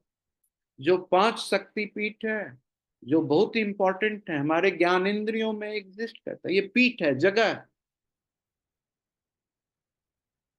तो जब हम इस शक्तिपीठ के अंदर आएंगे तो हमारे अंदर एग्जिस्टिंग शिव भैरव को परमिशन लेना पड़ेगा। जब वो परमिशन देगा तो शक्ति आपके अंदर में उजागर। समझ रहे हैं पॉइंट? अब इस शक्तिपीठ के आपके अंदर में 7 एनर्जी सेंटर्स डिजाइंड है, जिससे हर एक शक्तिपीठ लिंक्ड, डिजाइंड शक्तियां वहां उपलब्ध हो रही हैं और कार्यान्वित। आप जिस किसी भी इच्छा से शक्तिपीठ में मौजूद होते हैं, काम बनता है। इवन दो जब आप लक्ष्य, क्या कहते हैं, बालाजी जाते, सारे काम आपके पूरे होते हैं, धन दौलत बढ़ने लग जाता। क्यों? क्योंकि सिर्फ बालाजी से काम नहीं बने, उनकी शक्ति का भी आपको अपने अंदर में एक्सप्लोर करना। तो आपको भुवनेश्वरी के पास जाना हो। बिना भुवनेश्वरी का काम किए हुए बालाजी तत्पर नहीं। और भी विस्तृत और भी सुंदर स्वरूप में जाना है तो बालाजी का दर्शन करके सीधे कोल्हापुर की देवी बड़ी अद्भुत, वो साक्षात कंबाइंड करती है। तो वो जो पीठ है कोल्हापुर, अद्भुत पीठ है हमारे। तो इस तरीके से जो चीजें डिजाइंड हैं फिजिकली इस यूनिवर्स में, बाहर की दुनिया में दिखती, लेकिन वही चीज हमारे अंदर की दुनिया में हमारे अंदर एग्जिस्ट। और ये एग्जिस्टेंस का पता हमको हमारे इस 10 महाविद्या के द्वारा ही अनुभूत होता है। कैलाश हमको जाने की जरूरत नहीं, महाकुंभ में डुबकी मारने की जरूरत नहीं। कैलाश भी हमारे सर में है। हमारे ब्रेन का स्ट्रक्चर ही कैलाश के स्ट्रक्चर से मर्ज होता है, मिलता भी। जहां की सहस्त्रहार एग्जिस्ट करता, सदा शिव अपनी प्रियसी के साथ रिजाइड करता, वो जगह कैलाश है जो आपके ब्रेन में ही है, हेड में ही। हेड के स्ट्रक्चर और कैलाश के स्ट्रक्चर में बहुत सिमिलैरिटी, ऐसा महसूस कर। आपका हेड हेड नहीं है, कुंभ है। देखिए गला और सर घड़ा का पेंदी है, और ये आपका कुंभ, उल्टा कुंभ। तो कुंभ के अंदर जो भरा हुआ अमृत, जिसको अमृत कलश कहते हैं, इस शरीर में 24 घंटा वो रिश्ते रह रहा है, जिससे आपका शरीर पोषित हो रहा है, आपकी आत्मा तृप्त हो रही है, वो आत्मा का रस है, इसीलिए अमृत है। तो जो व्यक्ति इस अमृत कलश के द्वारा रोज स्नान कर रहा है, उसी में डूबा हुआ है, उसको वहां क्या डुबकी लगा। वो बाहर में डुबकी लगाओ तो अंदर की चीजों में वो चीजें प्रयोग में आए, एक्सप्लोर हो जाए, इसीलिए बाहर की चीज। समझ रहे हैं बात? जैसे हमने बताया, हम अपने क्लास में जनरली बताते रहते हैं आसनों के बारे में, कि जब आप पद्म आसन करते हैं तो पद्म आसन से क्या होता है, उससे आप में क्या डेवलप हो जाता है, इसको समझना बहुत ही इंपॉर्टेंट है। तभी तो आप आसन करते हैं। आप घंटों जपा करते हैं, पद्मासन में जप करते हैं, ध्यान करते हैं, पूजा करते हैं, बैठते हैं उस आसन। इससे आपको क्या हो रहा है, आपको इस आसन की क्या आवश्यकता? तो बहुत सिंपल है कि जो हमारे अंदर में जो कमल है, उस कमल को हम कैसे एक्सप्लोर करें। और कमल को एक्सप्लोर करने के लिए कमल की क्वालिटीज को तो मुझे समझना पड़ेगा, और उस समझने के लिए तो इस 10 महाविद्या, जो कि वो सब्जेक्ट भी है, अंडरस्टैंडिंग भी है, और अल्टीमेट रिजल्ट भी, तीनों। वेद भी है, ब्राह्मण भी है, और अरण्य भी। ये 10 में ये जागृत होगा तो आपके अंदर में ये चीजें स्वतः डेवलप हो जाएगी। अब जैसे आप कोई बता सकते हैं कमल का क्या क्वालिटी है?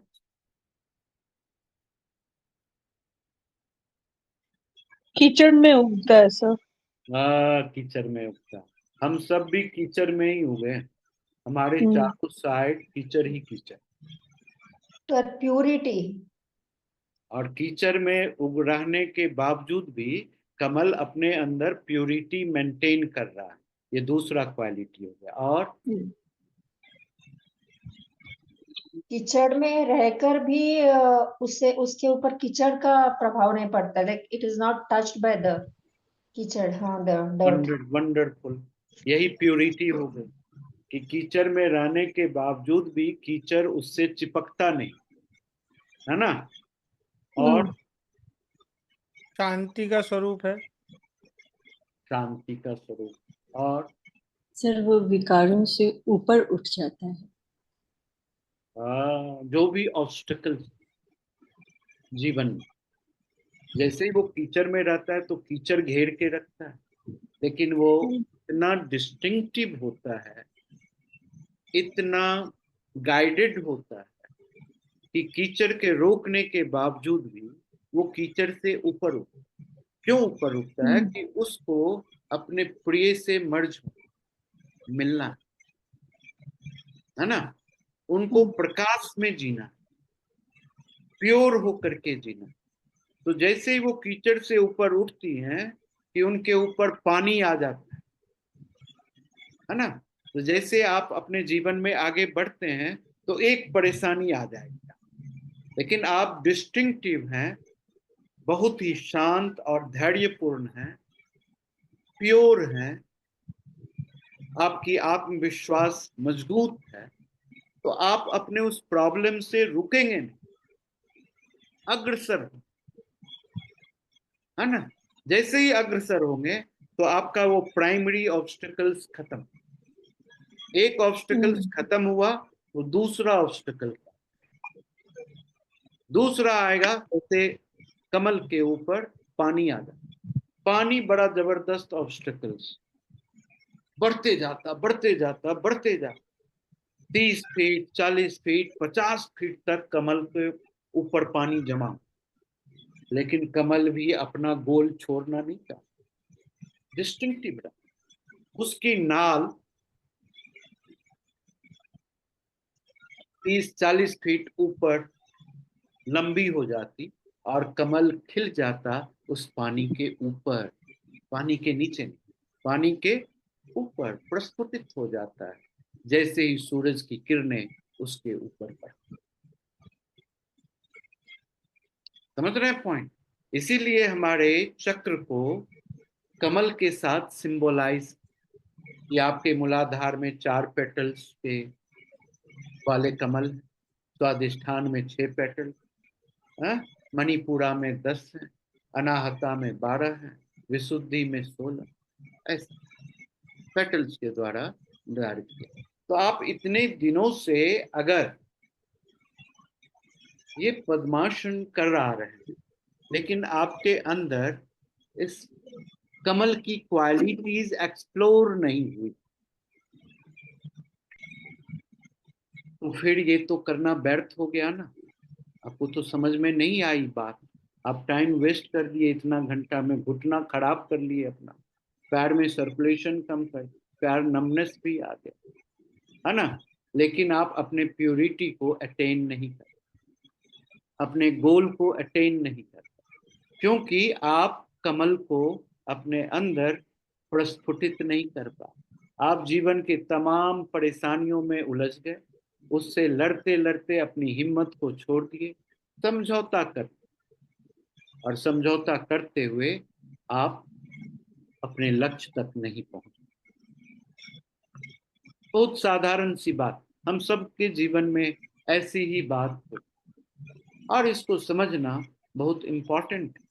आप में से बहुत सारे लोग कंप्यूटर से जुड़े हैं और नहीं भी जुड़े हैं तो भी जुड़े।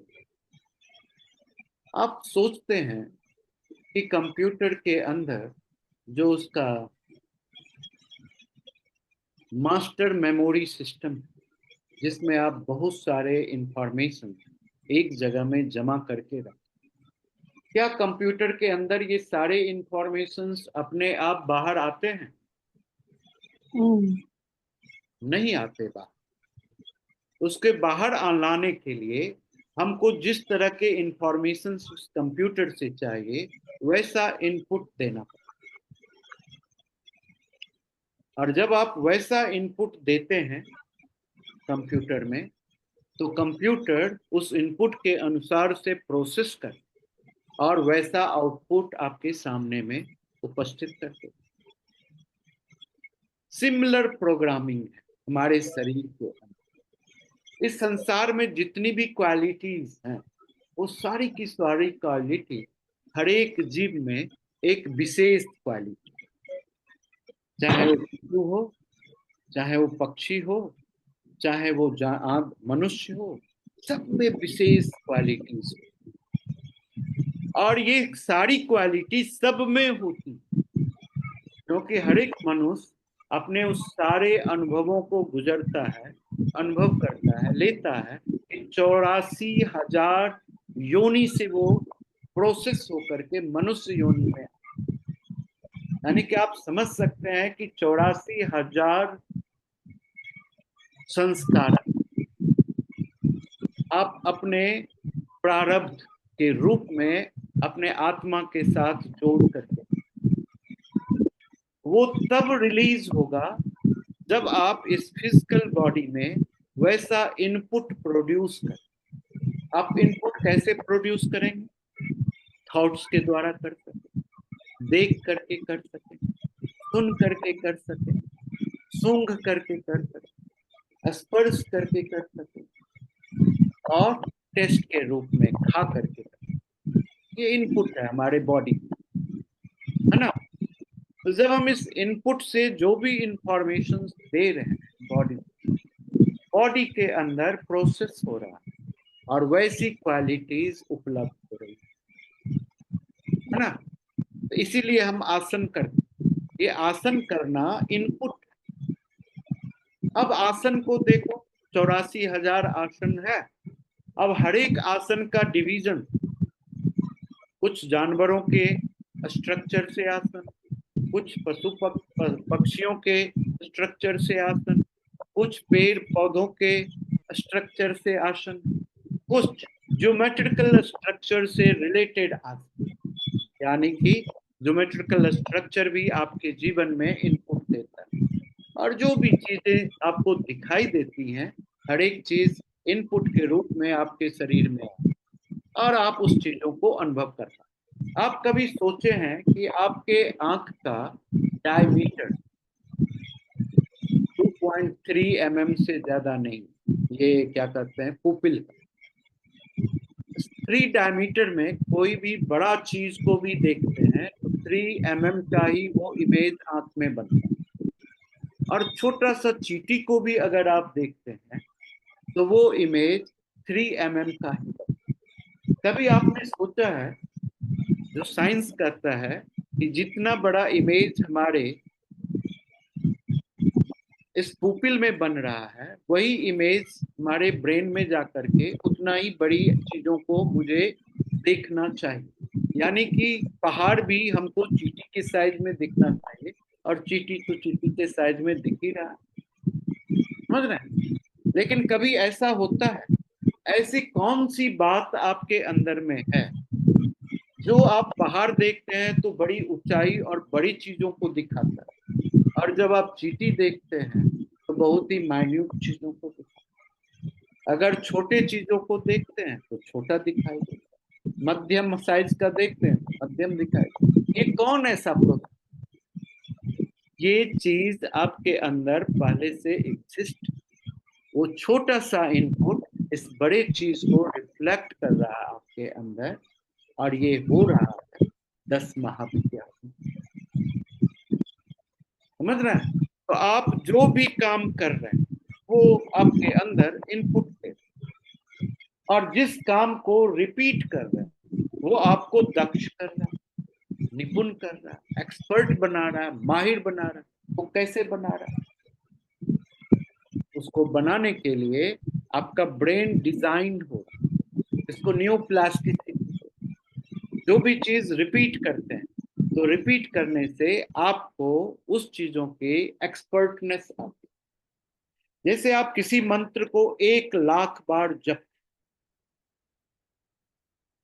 1,00,000 बार जब आप बार बार उसी मंत्र को रिपीट करते जाते हैं तो 1,00,000 बार जप करने से आपके ब्रेन का सेल ग्रोथ होते गया, और एक स्पेसिफिक ग्रोथ को अटेन कर, इसको न्यूप्लास्टिसिटी बोलते हैं, कि ब्रेन का सेल्स का ग्रोथ होना। अब आपके ब्रेन में जो भी इंफॉर्मेशन आएगा, क्योंकि ये ग्रोथ हो गया है, उसके हिसाब से आपके जीवन में एक्टिविटीज होंगी। आपका शरीर बिहेव करने लगेगा, आपका माइंड बिहेव करने लगेगा, आपका थॉट्स बिहेव करने लगेगा, आपकी चीजें डेवलप। समझ रहे हैं? फिजिकल लेवल्स में हम ये बात कर रहे हैं। तो जब आप 1,00,000 बार जप करते हैं तो फिर आपकी क्षमता इतनी होती है कि उस मंत्र को सुनने से आपकी पावर जागृत, देख लेने से पावर जागृत हो, उस मंत्र के स्पर्श करने से, उसके स्ट्रक्चर को फील करने से पावर जागृत हो, उसको दिमाग में किसी भी ऑब्स्टेकल के पीछे लगा देने से ऑब्स्टेकल्स डिस्ट्रॉय। समझ रहे हैं? जैसे एक एग्जाम्पल हम देते, एग्जाम्पल ये है कि हम एक पेज को अभी पढ़ रहे हैं, पहली बार पढ़ने में उस पेज को हमको कितना समय लगेगा? 5 मिनट लगेगा। 5 मिनट में हम उस पेज में लिखे हुए चीज को कितना समझेंगे? 10% से ज्यादा समझ में नहीं आए। जब दूसरी बार पढ़ेंगे तो फिर हमको वो 4.5 मिनट में हम पढ़ जाएंगे, लेकिन अंडरस्टैंडिंग वो 10 से बढ़कर के 20%। तीसरी बार पढ़ेंगे तो वो 4 के लगभग आ जाए, 4 मिनट में हम वो पेज पढ़। चौथी बार पढ़ेंगे तो 3 मिनट में पढ़। 5वीं बार पढ़ेंगे तो 2.5 मिनट में पढ़ जाए। 7वीं बार 8वीं बार पढ़ते पढ़ते हम 1 मिनट के अंदर पूरे पेज को देख लेंगे और पूरी की पूरी जिस्ट जो उसमें भाव है वो पूरा का पूरा भाव हमारे मन में स्थित। तो आप कितना क्विक हो रहे हैं। हमारा एक स्टूडेंट बड़ा परेशान था 2-3 दिन पहले।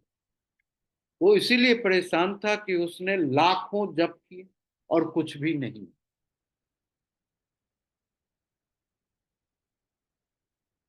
सिर्फ जप करने से नहीं हो, वो जप में जो सिलेबल था उसमें मर्ज होने से, वो जप आपका स्वरूप धारण कर, वो मंत्र आप बन जाएंगे। इसीलिए जो मांत्रिक होता है मंत्र को आदेश देता है, क्योंकि वो फिर मंत्र होता नहीं, वो मांत्रिक ही मंत्र बन जाता। समझ रहे हैं बात? ऐसी प्रक्रिया। तो ये सारी की सारी प्रक्रिया जो डिजाइंड होती है तो 10 महाविद्या की वजह से हमारे अंदर डिजाइंड होती है। ग्रोथ करते चले जाओ, प्रोग्रामिंग करते चले जाओ, है ना? समझ रहे हैं पॉइंट? और तब पहली महाविद्या का उत्पत्ति, काली। आपको पता है काली का क्या मतलब है?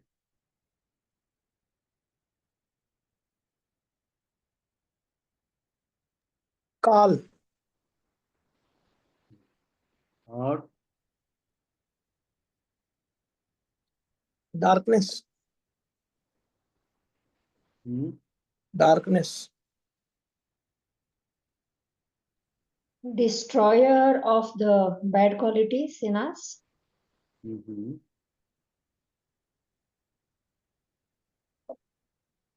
बहुत अच्छा समय है महाकाल काल। Realization sir. बताते जाइए, सब मतलब है। क्योंकि काली का सहस्त्र नाम है, जो भी नाम देंगे वो काली।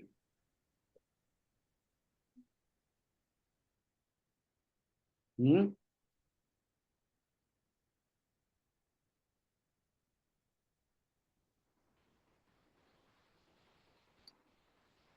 आप में से कितने लोग ऐसे हैं कि बहुत मेहनत कर फिर भी डिस्ट्रॉय हो रहा? आप इतना मेहनत कर दिए कि आपको अब मेहनत करने के लिए कुछ बचा ही नहीं। लगता है कि अब जीवन व्यर्थ है, इस जीवन को डिस्ट्रॉय कर। चारों साइड अंधेरा ही अंधेरा दिख रहा है, कोई भी चीज में क्लैरिटी नहीं। जो करने जा रहे हैं वही डूब रहा, अंधेरा के गर्त में खत्म हो, है ना?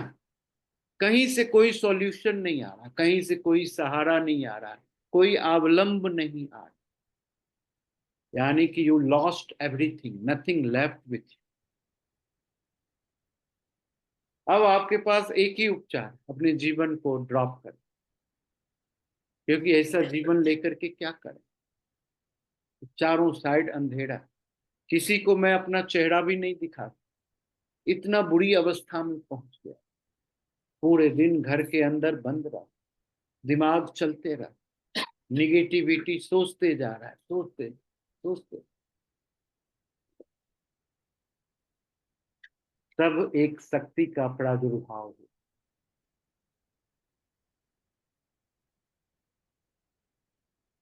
और वो शक्ति है काली। जब जीवन में कुछ भी नहीं बचे तो काली के प्रादुर्भाव से आपका पुनः निर्माण शुरू।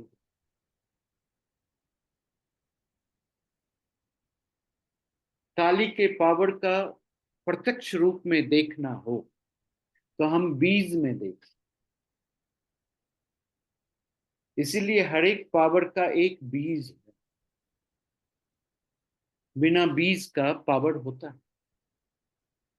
बीज सूक्ष्मतम स्वरूप है पावर। जब वृक्ष से फल के द्वारा वृक्ष को निष्कासित कर दिया जाता है, ड्रॉप कर दिया जाता है, तो बीज को लगता है कि अब तो हमारा जीवन ही व्यर्थ हो गया।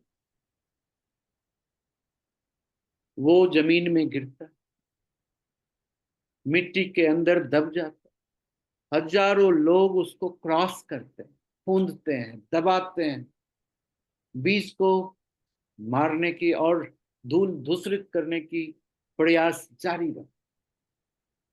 लेकिन जानते हैं कि बीज अपने इस काली के शक्ति के द्वारा इतना संकल्पित हो जाता कि इतने परेशानी के बावजूद भी वो अपनी हिम्मत नहीं हारता, अपने उस प्रकाश को बढ़ाने लगता और बढ़ाते बढ़ाते धरती के सतह को ब्रेक कर देता, अंकुरित हो।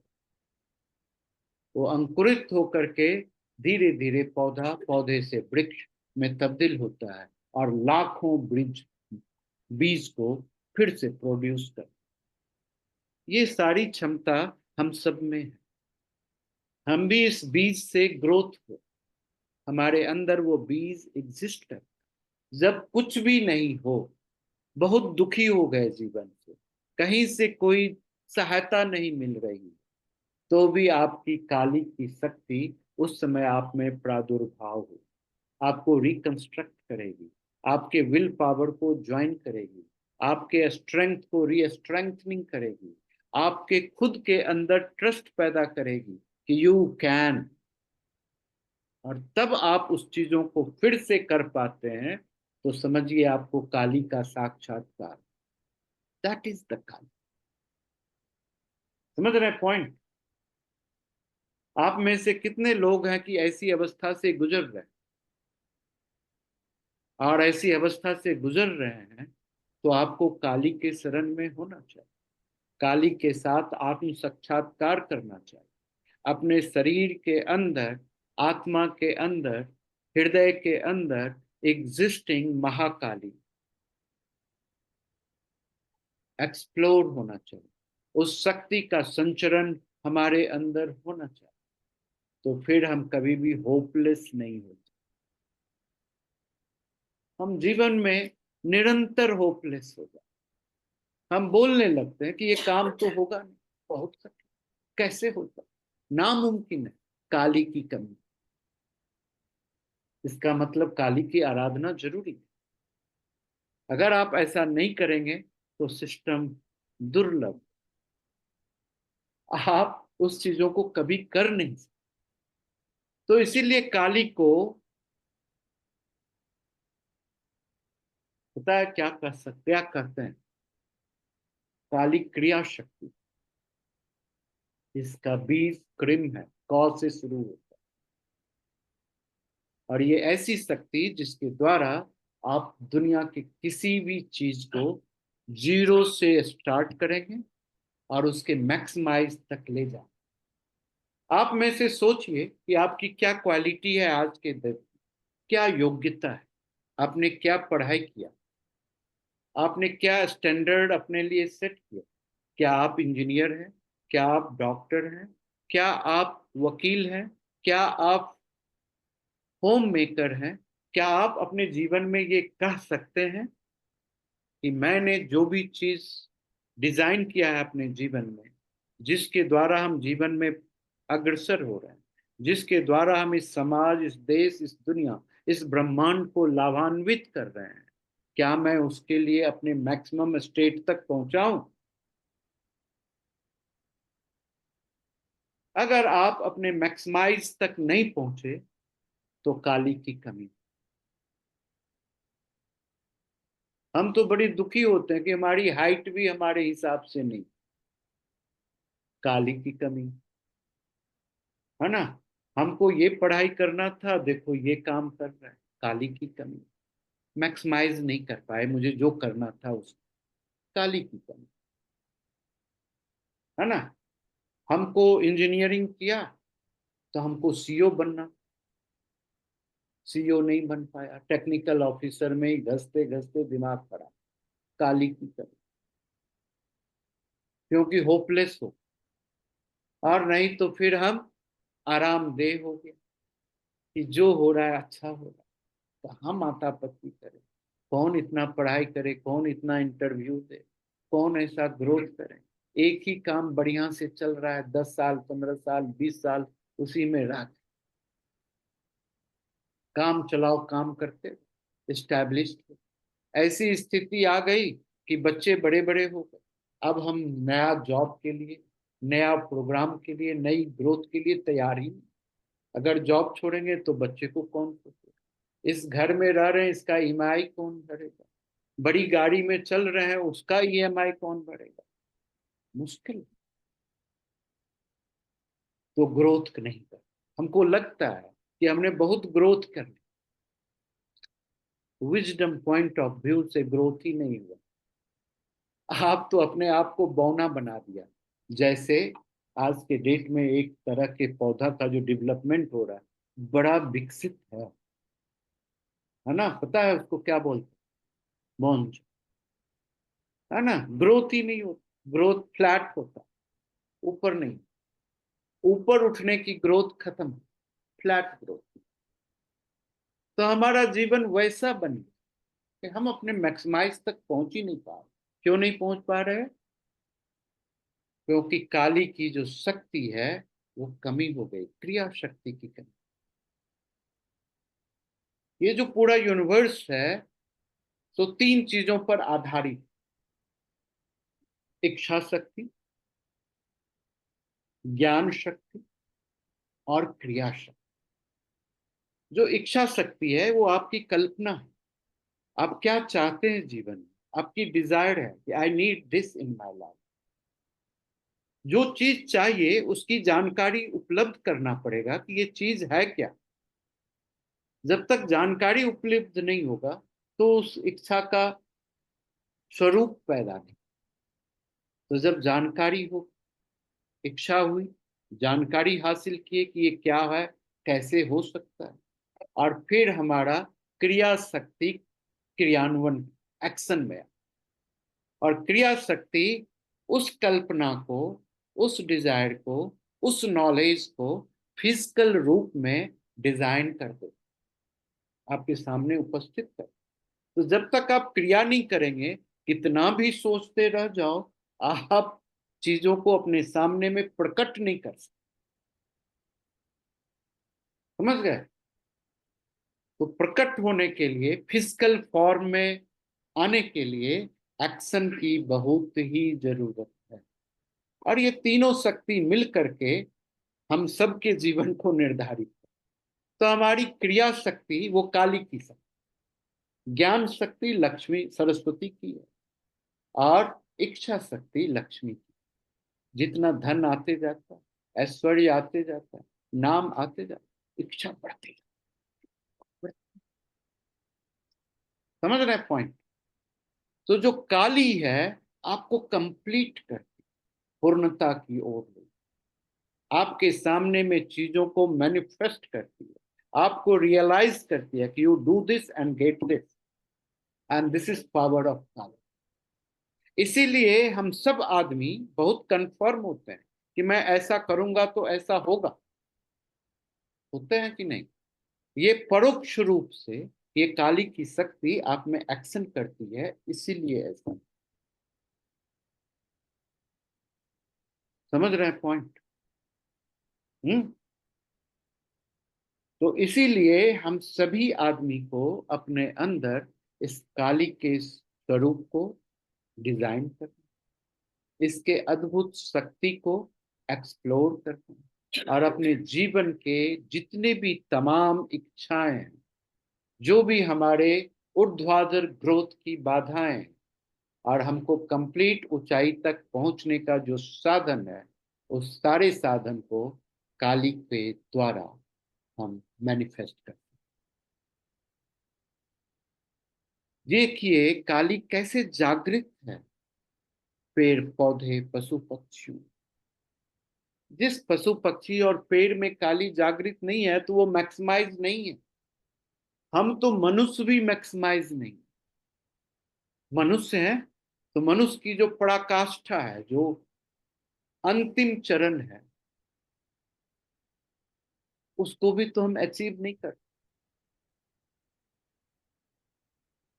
क्योंकि हमारी काली सुसुप्त अवस्था में, नॉट इन एक्शन, है ना। ये सब काली की कमी की वजह। हम देखते हैं कि अभी हमारे पास कल एक आज आए थे, सुबह में एक व्यक्ति आए, बहुत अच्छे पोजीशंस में है, आईटी में काम कर, लेकिन उनके बॉस का इतना फोर्स है उनके ऊपर कि उनको बॉस छोड़ना भी नहीं चाहता, लेकिन वो उसको तंग भी बहुत कर, और इस तंग करने में वो इतना तंग हो गया कि बहुत बीमार, रात में नींद नहीं आ रही, भूख नहीं लग रही, बीपी बहुत हाई होने लग गया, कोलेस्ट्रॉल ट्राइग्लिसराइड बढ़ गया है, मन में विचलित अवस्था है, हमेशा गुस्सा आता है, बॉस की बात हो जाए तो तुनक जाते हैं, मन होता है कि बॉस को दूध तबड़ाक लगा दो। तो हमने आज उनको एक बहुत ही सुंदर बात बताया कि एक मूर्ति रख लो, एक गुड़िया खरीद के ले आओ, समझो कि ये तुम्हारा बेस्ट बॉस है, और उसको 10 फाइट मारो जोर से, तब तक मारो कि उसका चित्रा चित्रा ना हो, तुम्हारा मन शांत हो जाए। लेकिन तुम कभी सोचा कि तुम्हारा बॉस तुम्हारे साथ ऐसा क्यों? क्योंकि तुम्हारा बॉस तुम पर ट्रस्ट कर। Every time you have done in your past best act, this time also you will do the best. ये जो एक्सपेक्टेशन बॉस का है, वो तुमको रेक्टिफाई कर, तुमको मोर क्लियर कर, मोर डिस्टिंक्टिव बना, मोर कंफर्म इंडिविजुअल बना रहा, और तुम उसी से नाराज होकर के इतना टेंस में तुम अपनी शक्ति को कैसे लॉस कर, समझ रहे पॉइंट। फिर हम उसको शक्ति काली का प्रोग्रामिंग दी, सिंहासन करने की बात है कि तुम आज से सिंहासन, कि तुम सिंह बन जाओ। सिंह आसन मतलब सिंह बन जाओ, और जब सिंह बन जाओगे तो क्या करोगे? इस जंगल का राजा, ये हमारे चारों साइड जो जंगल फैला हुआ है ना, उसका राजा बन। और जब राजा बन जाओगे सिंह, तो सिंह क्या करता है? रोर करता है अपनी ताकत के बल, वो काली की ताकत है ना। तो तुम भी दहाड़ोगे, इस तरह से रोगे नहीं, इस तरह से बॉस से भागोगे नहीं, परेशान नहीं होगे, बॉस बोलेगा 1 करोगे 10, ये क्षमता आ जाए। काली की तरह तुम्हारे पास 10 माथे हो जाएंगे, 10 हाथ हो जाएंगे, 10 पैर हो जाएगा, इतनी क्षमता आ जाएगी कि तुम्हारे लिए कोई काम कठिन होगा ही, बड़े आराम से हो जाए। काली को जगाओ यार, क्यों डरे हुए हो, परेशान हो। उसको सिंहासन किए और थोड़ा सा हीलिंग कर दी, बंदा शांत हो गया, 2 मिनट 1 मिनट भी नहीं हुआ, सो गया, खर्राटे लेने लग गया। 45 मिनट के बाद उसको उठाया, उठाने के बाद बड़ा शांत और स्थिर हो, उसकी ताकत लौट आए। कहा कि आप गुरुजी बड़ा सही बात बताए, हम तो खुद की ताकत को यूज नहीं कर रहे और हम भाग रहे, हमको तो डट के एक बार ना एक बार मुकाबला करना ही पड़े, उनके लिए एकदम देरी नहीं करिए, आज ही मुकाबला। आप जाइए अपने बॉस से मिलिए और उनको कहिए कि आप मेरे पीछे क्यों पड़े, पूछ लीजिए, वो बताएंगे कि क्यों पड़े हैं।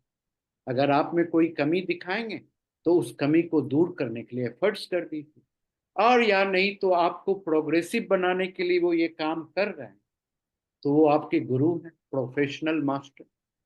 जो भी मैनेजर है वो प्रोफेशनल मास्टर, और जब प्रोफेशनल मास्टर आपको बाहर से ठोक रहा है तो आपको रीसेप कर, आपको अच्छा बना, आप ज्यादा मजबूत और एक्सपर्ट हो रहे हैं उस सब्जेक्ट, आपको खुद से ढूंढना पड़ रहा है, काम को समझना पड़ रहा है कि कैसे ये काम अच्छे तरीके से, बेस्ट तरीके से, तो उसके लिए मेहनत करना पड़ा, और आप मेहनत से भाग रहे हैं। पाँव छू लिया हमारा, कहा कि सर हम 11 दिन के बाद फिर सुबह सुबह आए, उस समय मुझे लगता है कि I will be the different person. हमने कहा बस मुस्कुराओ और जाओ, खुश रहो, क्यों परेशान। ना बीपी होगी ना कोलेस्ट्रॉल होगी। तो ये छोटी सी चीजें काली के कमी की वजह से हमारे अंदर में हो, और हम सबके साथ होती है, और फिर भी हम काली को बाहर ढूंढ रहे हैं, मंदिर में जाके ढूंढ रहे हैं, पूजा पाठ कर रहे हो, मंत्र जाप कर रहे हो। अरे कुछ करने की जरूरत नहीं, खुद के साथ जुड़ जाओ और अपने अंधकार में गोता लग, प्रकाश दिख जाए, है ना। प्रकाश में तो हम बाहर लग गए, तो अंधकार में जब डूबेंगे तो अंदर की प्रकाश प्रज्वलित हो जाए, जागो। इसीलिए काली को रात्रि का देवी बोल, night power, power of night. और पावर ऑफ नाइट ऐसा है कि इस नाइट को, इस रात को 86 स्वरूप में बांटा। तो 86 स्वरूप काली का, ये सारे निराकार फॉर्म में है। इसको पैदा नहीं किया गया, इसको स्वरूप नहीं दिया गया। कुछ काली का स्वरूप है हमारे, रौद्र काली तो दक्षिणा काली तो फलाना काली, ऐसा कुछ काली का स्वरूप, कुछ काली का स्वरूप है ही नहीं, क्योंकि वो निराकार स्वरूप में हमारे अंदर एग्जिस्ट है। समझ रहे पॉइंट। काली को हम और आगे बढ़ाते जाएंगे, और इसका उपयोग, काली का अगला चरण हम कल बात करेंगे। काली के शाब्दिक अर्थ को बात। काल का मतलब होता है समय, पावर ऑफ टाइम। अगर आप अपने जीवन में पंक्चुअल नहीं है तो समझिए काली विमुख हो रही। अगर आप टाइमली डिसिप्लिन इंडिविजुअल नहीं है, कामों को विद इन टाइम में आप खत्म नहीं कर रहे हैं, तो समझ लीजिए कि आपकी काली आपसे नाराज, आपसे दुखी हो गई, है ना। अगर आप रोज सोचते हैं कि मुझे सूर्योदय के समय उठना है और आप 10 बजे सो के उठते हैं, तो समझिए काली नाराज। जो आप निर्धारित करते हैं समय को,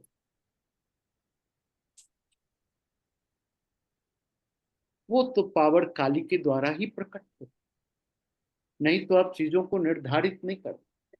आप कभी सोचते हैं, जब आपके दूसरे क्षण की पता नहीं कि नेक्स्ट मोमेंट में आपका ये ब्रीथ आपके अंदर आएगा कि नहीं आएगा, तब आप 10 दिन का टिकट कंफर्म कर लेते हैं कि मुझे कलकत्ता जाना। कैसे? आप 15 दिन के बाद में मिलने का वादा कर देते हैं कि 15 दिन के बाद मैं तुमसे मिलूं। ये कैसे कर पाते हैं? इसको कराने वाला कौन है? समय का जो पावर, जो काली का समय है, ये हॉरिजॉन्टल और वर्टिकल टाइम जोन को डिजाइन किया, पास्ट, प्रेजेंट और फ्यूचर। पास्ट खत्म ही होता है और फ्यूचर होता ही नहीं, हमेशा प्रेजेंट। इस संदर्भ में हम कल फिर से बात करेंगे। तब तक के लिए हम आपसे विदा चाहेंगे। रात बढ़ती जा रही है और अगला कार्यक्रम काली का कल होगा, है ना। तो विशेष रूप से सुनेंगे। और हम आपसे विदा चाहते हुए रात्रि कहते हैं, काली आपके अंदर आपकी क्षमता को और आपके जीवन के अंधकार को दूर करें। काली का भी काम अंधकार हटाना है और प्रकाशित कर देना। तो काली असली गुरु है ना। पहला फॉर्म का गुरु है काली। जब कुछ भी नहीं था, सारे चीज खत्म हो गए थे, रोशनी भी नहीं, चारों साइड अंधकार, दिशाओं में अंधकार ही अंधकार था, और तब जीवन की रोशनी प्रज्वलित हो गई, तो वो काली ही था। तो काली प्राइमरी मास्टर है हमारे जीवन, प्राइमरी स्कूल का टीचर, एलकेजी यूकेजी। जो पीएचडी में पढ़ाता है वो उतना काबिल टीचर नहीं होता। जो एक छोटे बच्चे को, जिसके किसी भी तरह का ज्ञान नहीं है, और उसको ज्ञान से भर दे, उसको समझ से भर दे, तो इससे बड़ा टीचर और कौन है। तो इसीलिए काली बिना चीजों का रहने वाला, बिना ज्ञान का रहने वाला के बावजूद भी ज्ञानी बना दे, ताकतवर बना दे, प्रकाशित कर दे, आत्म साक्षात्कार कर दे, जीवन को मोक्ष को साथ जोड़ दे, इस जीवन मरण के छटपटाहट से दूर कर दे और हमको पूर्ण कर दे। तो ये पूर्णता सिर्फ काली में ही आती है। चलिए, शुभ रात्रि, जय हो, जय भगवती, आनंद हो, मंगल हो। प्रणाम Good night, sir. जय हो गुरु जी। धन्यवाद। जय हो स्वामी जी। जय हो। जय हो स्वामी जी। नमस्ते। आप लोग थोड़ा जल्दी जुड़ जाएंगे तो क्लास अच्छा लगेगा। आप लोग शुरुआत के दौर में बहुत सारे लोगों ने मिस कर दिया, चलिए कोई बात नहीं, रिकॉर्डिंग सुन लीजिए तो और अच्छा लगेगा। शुभ रात्रि, जय हो, जय हो। जय हो जी। जय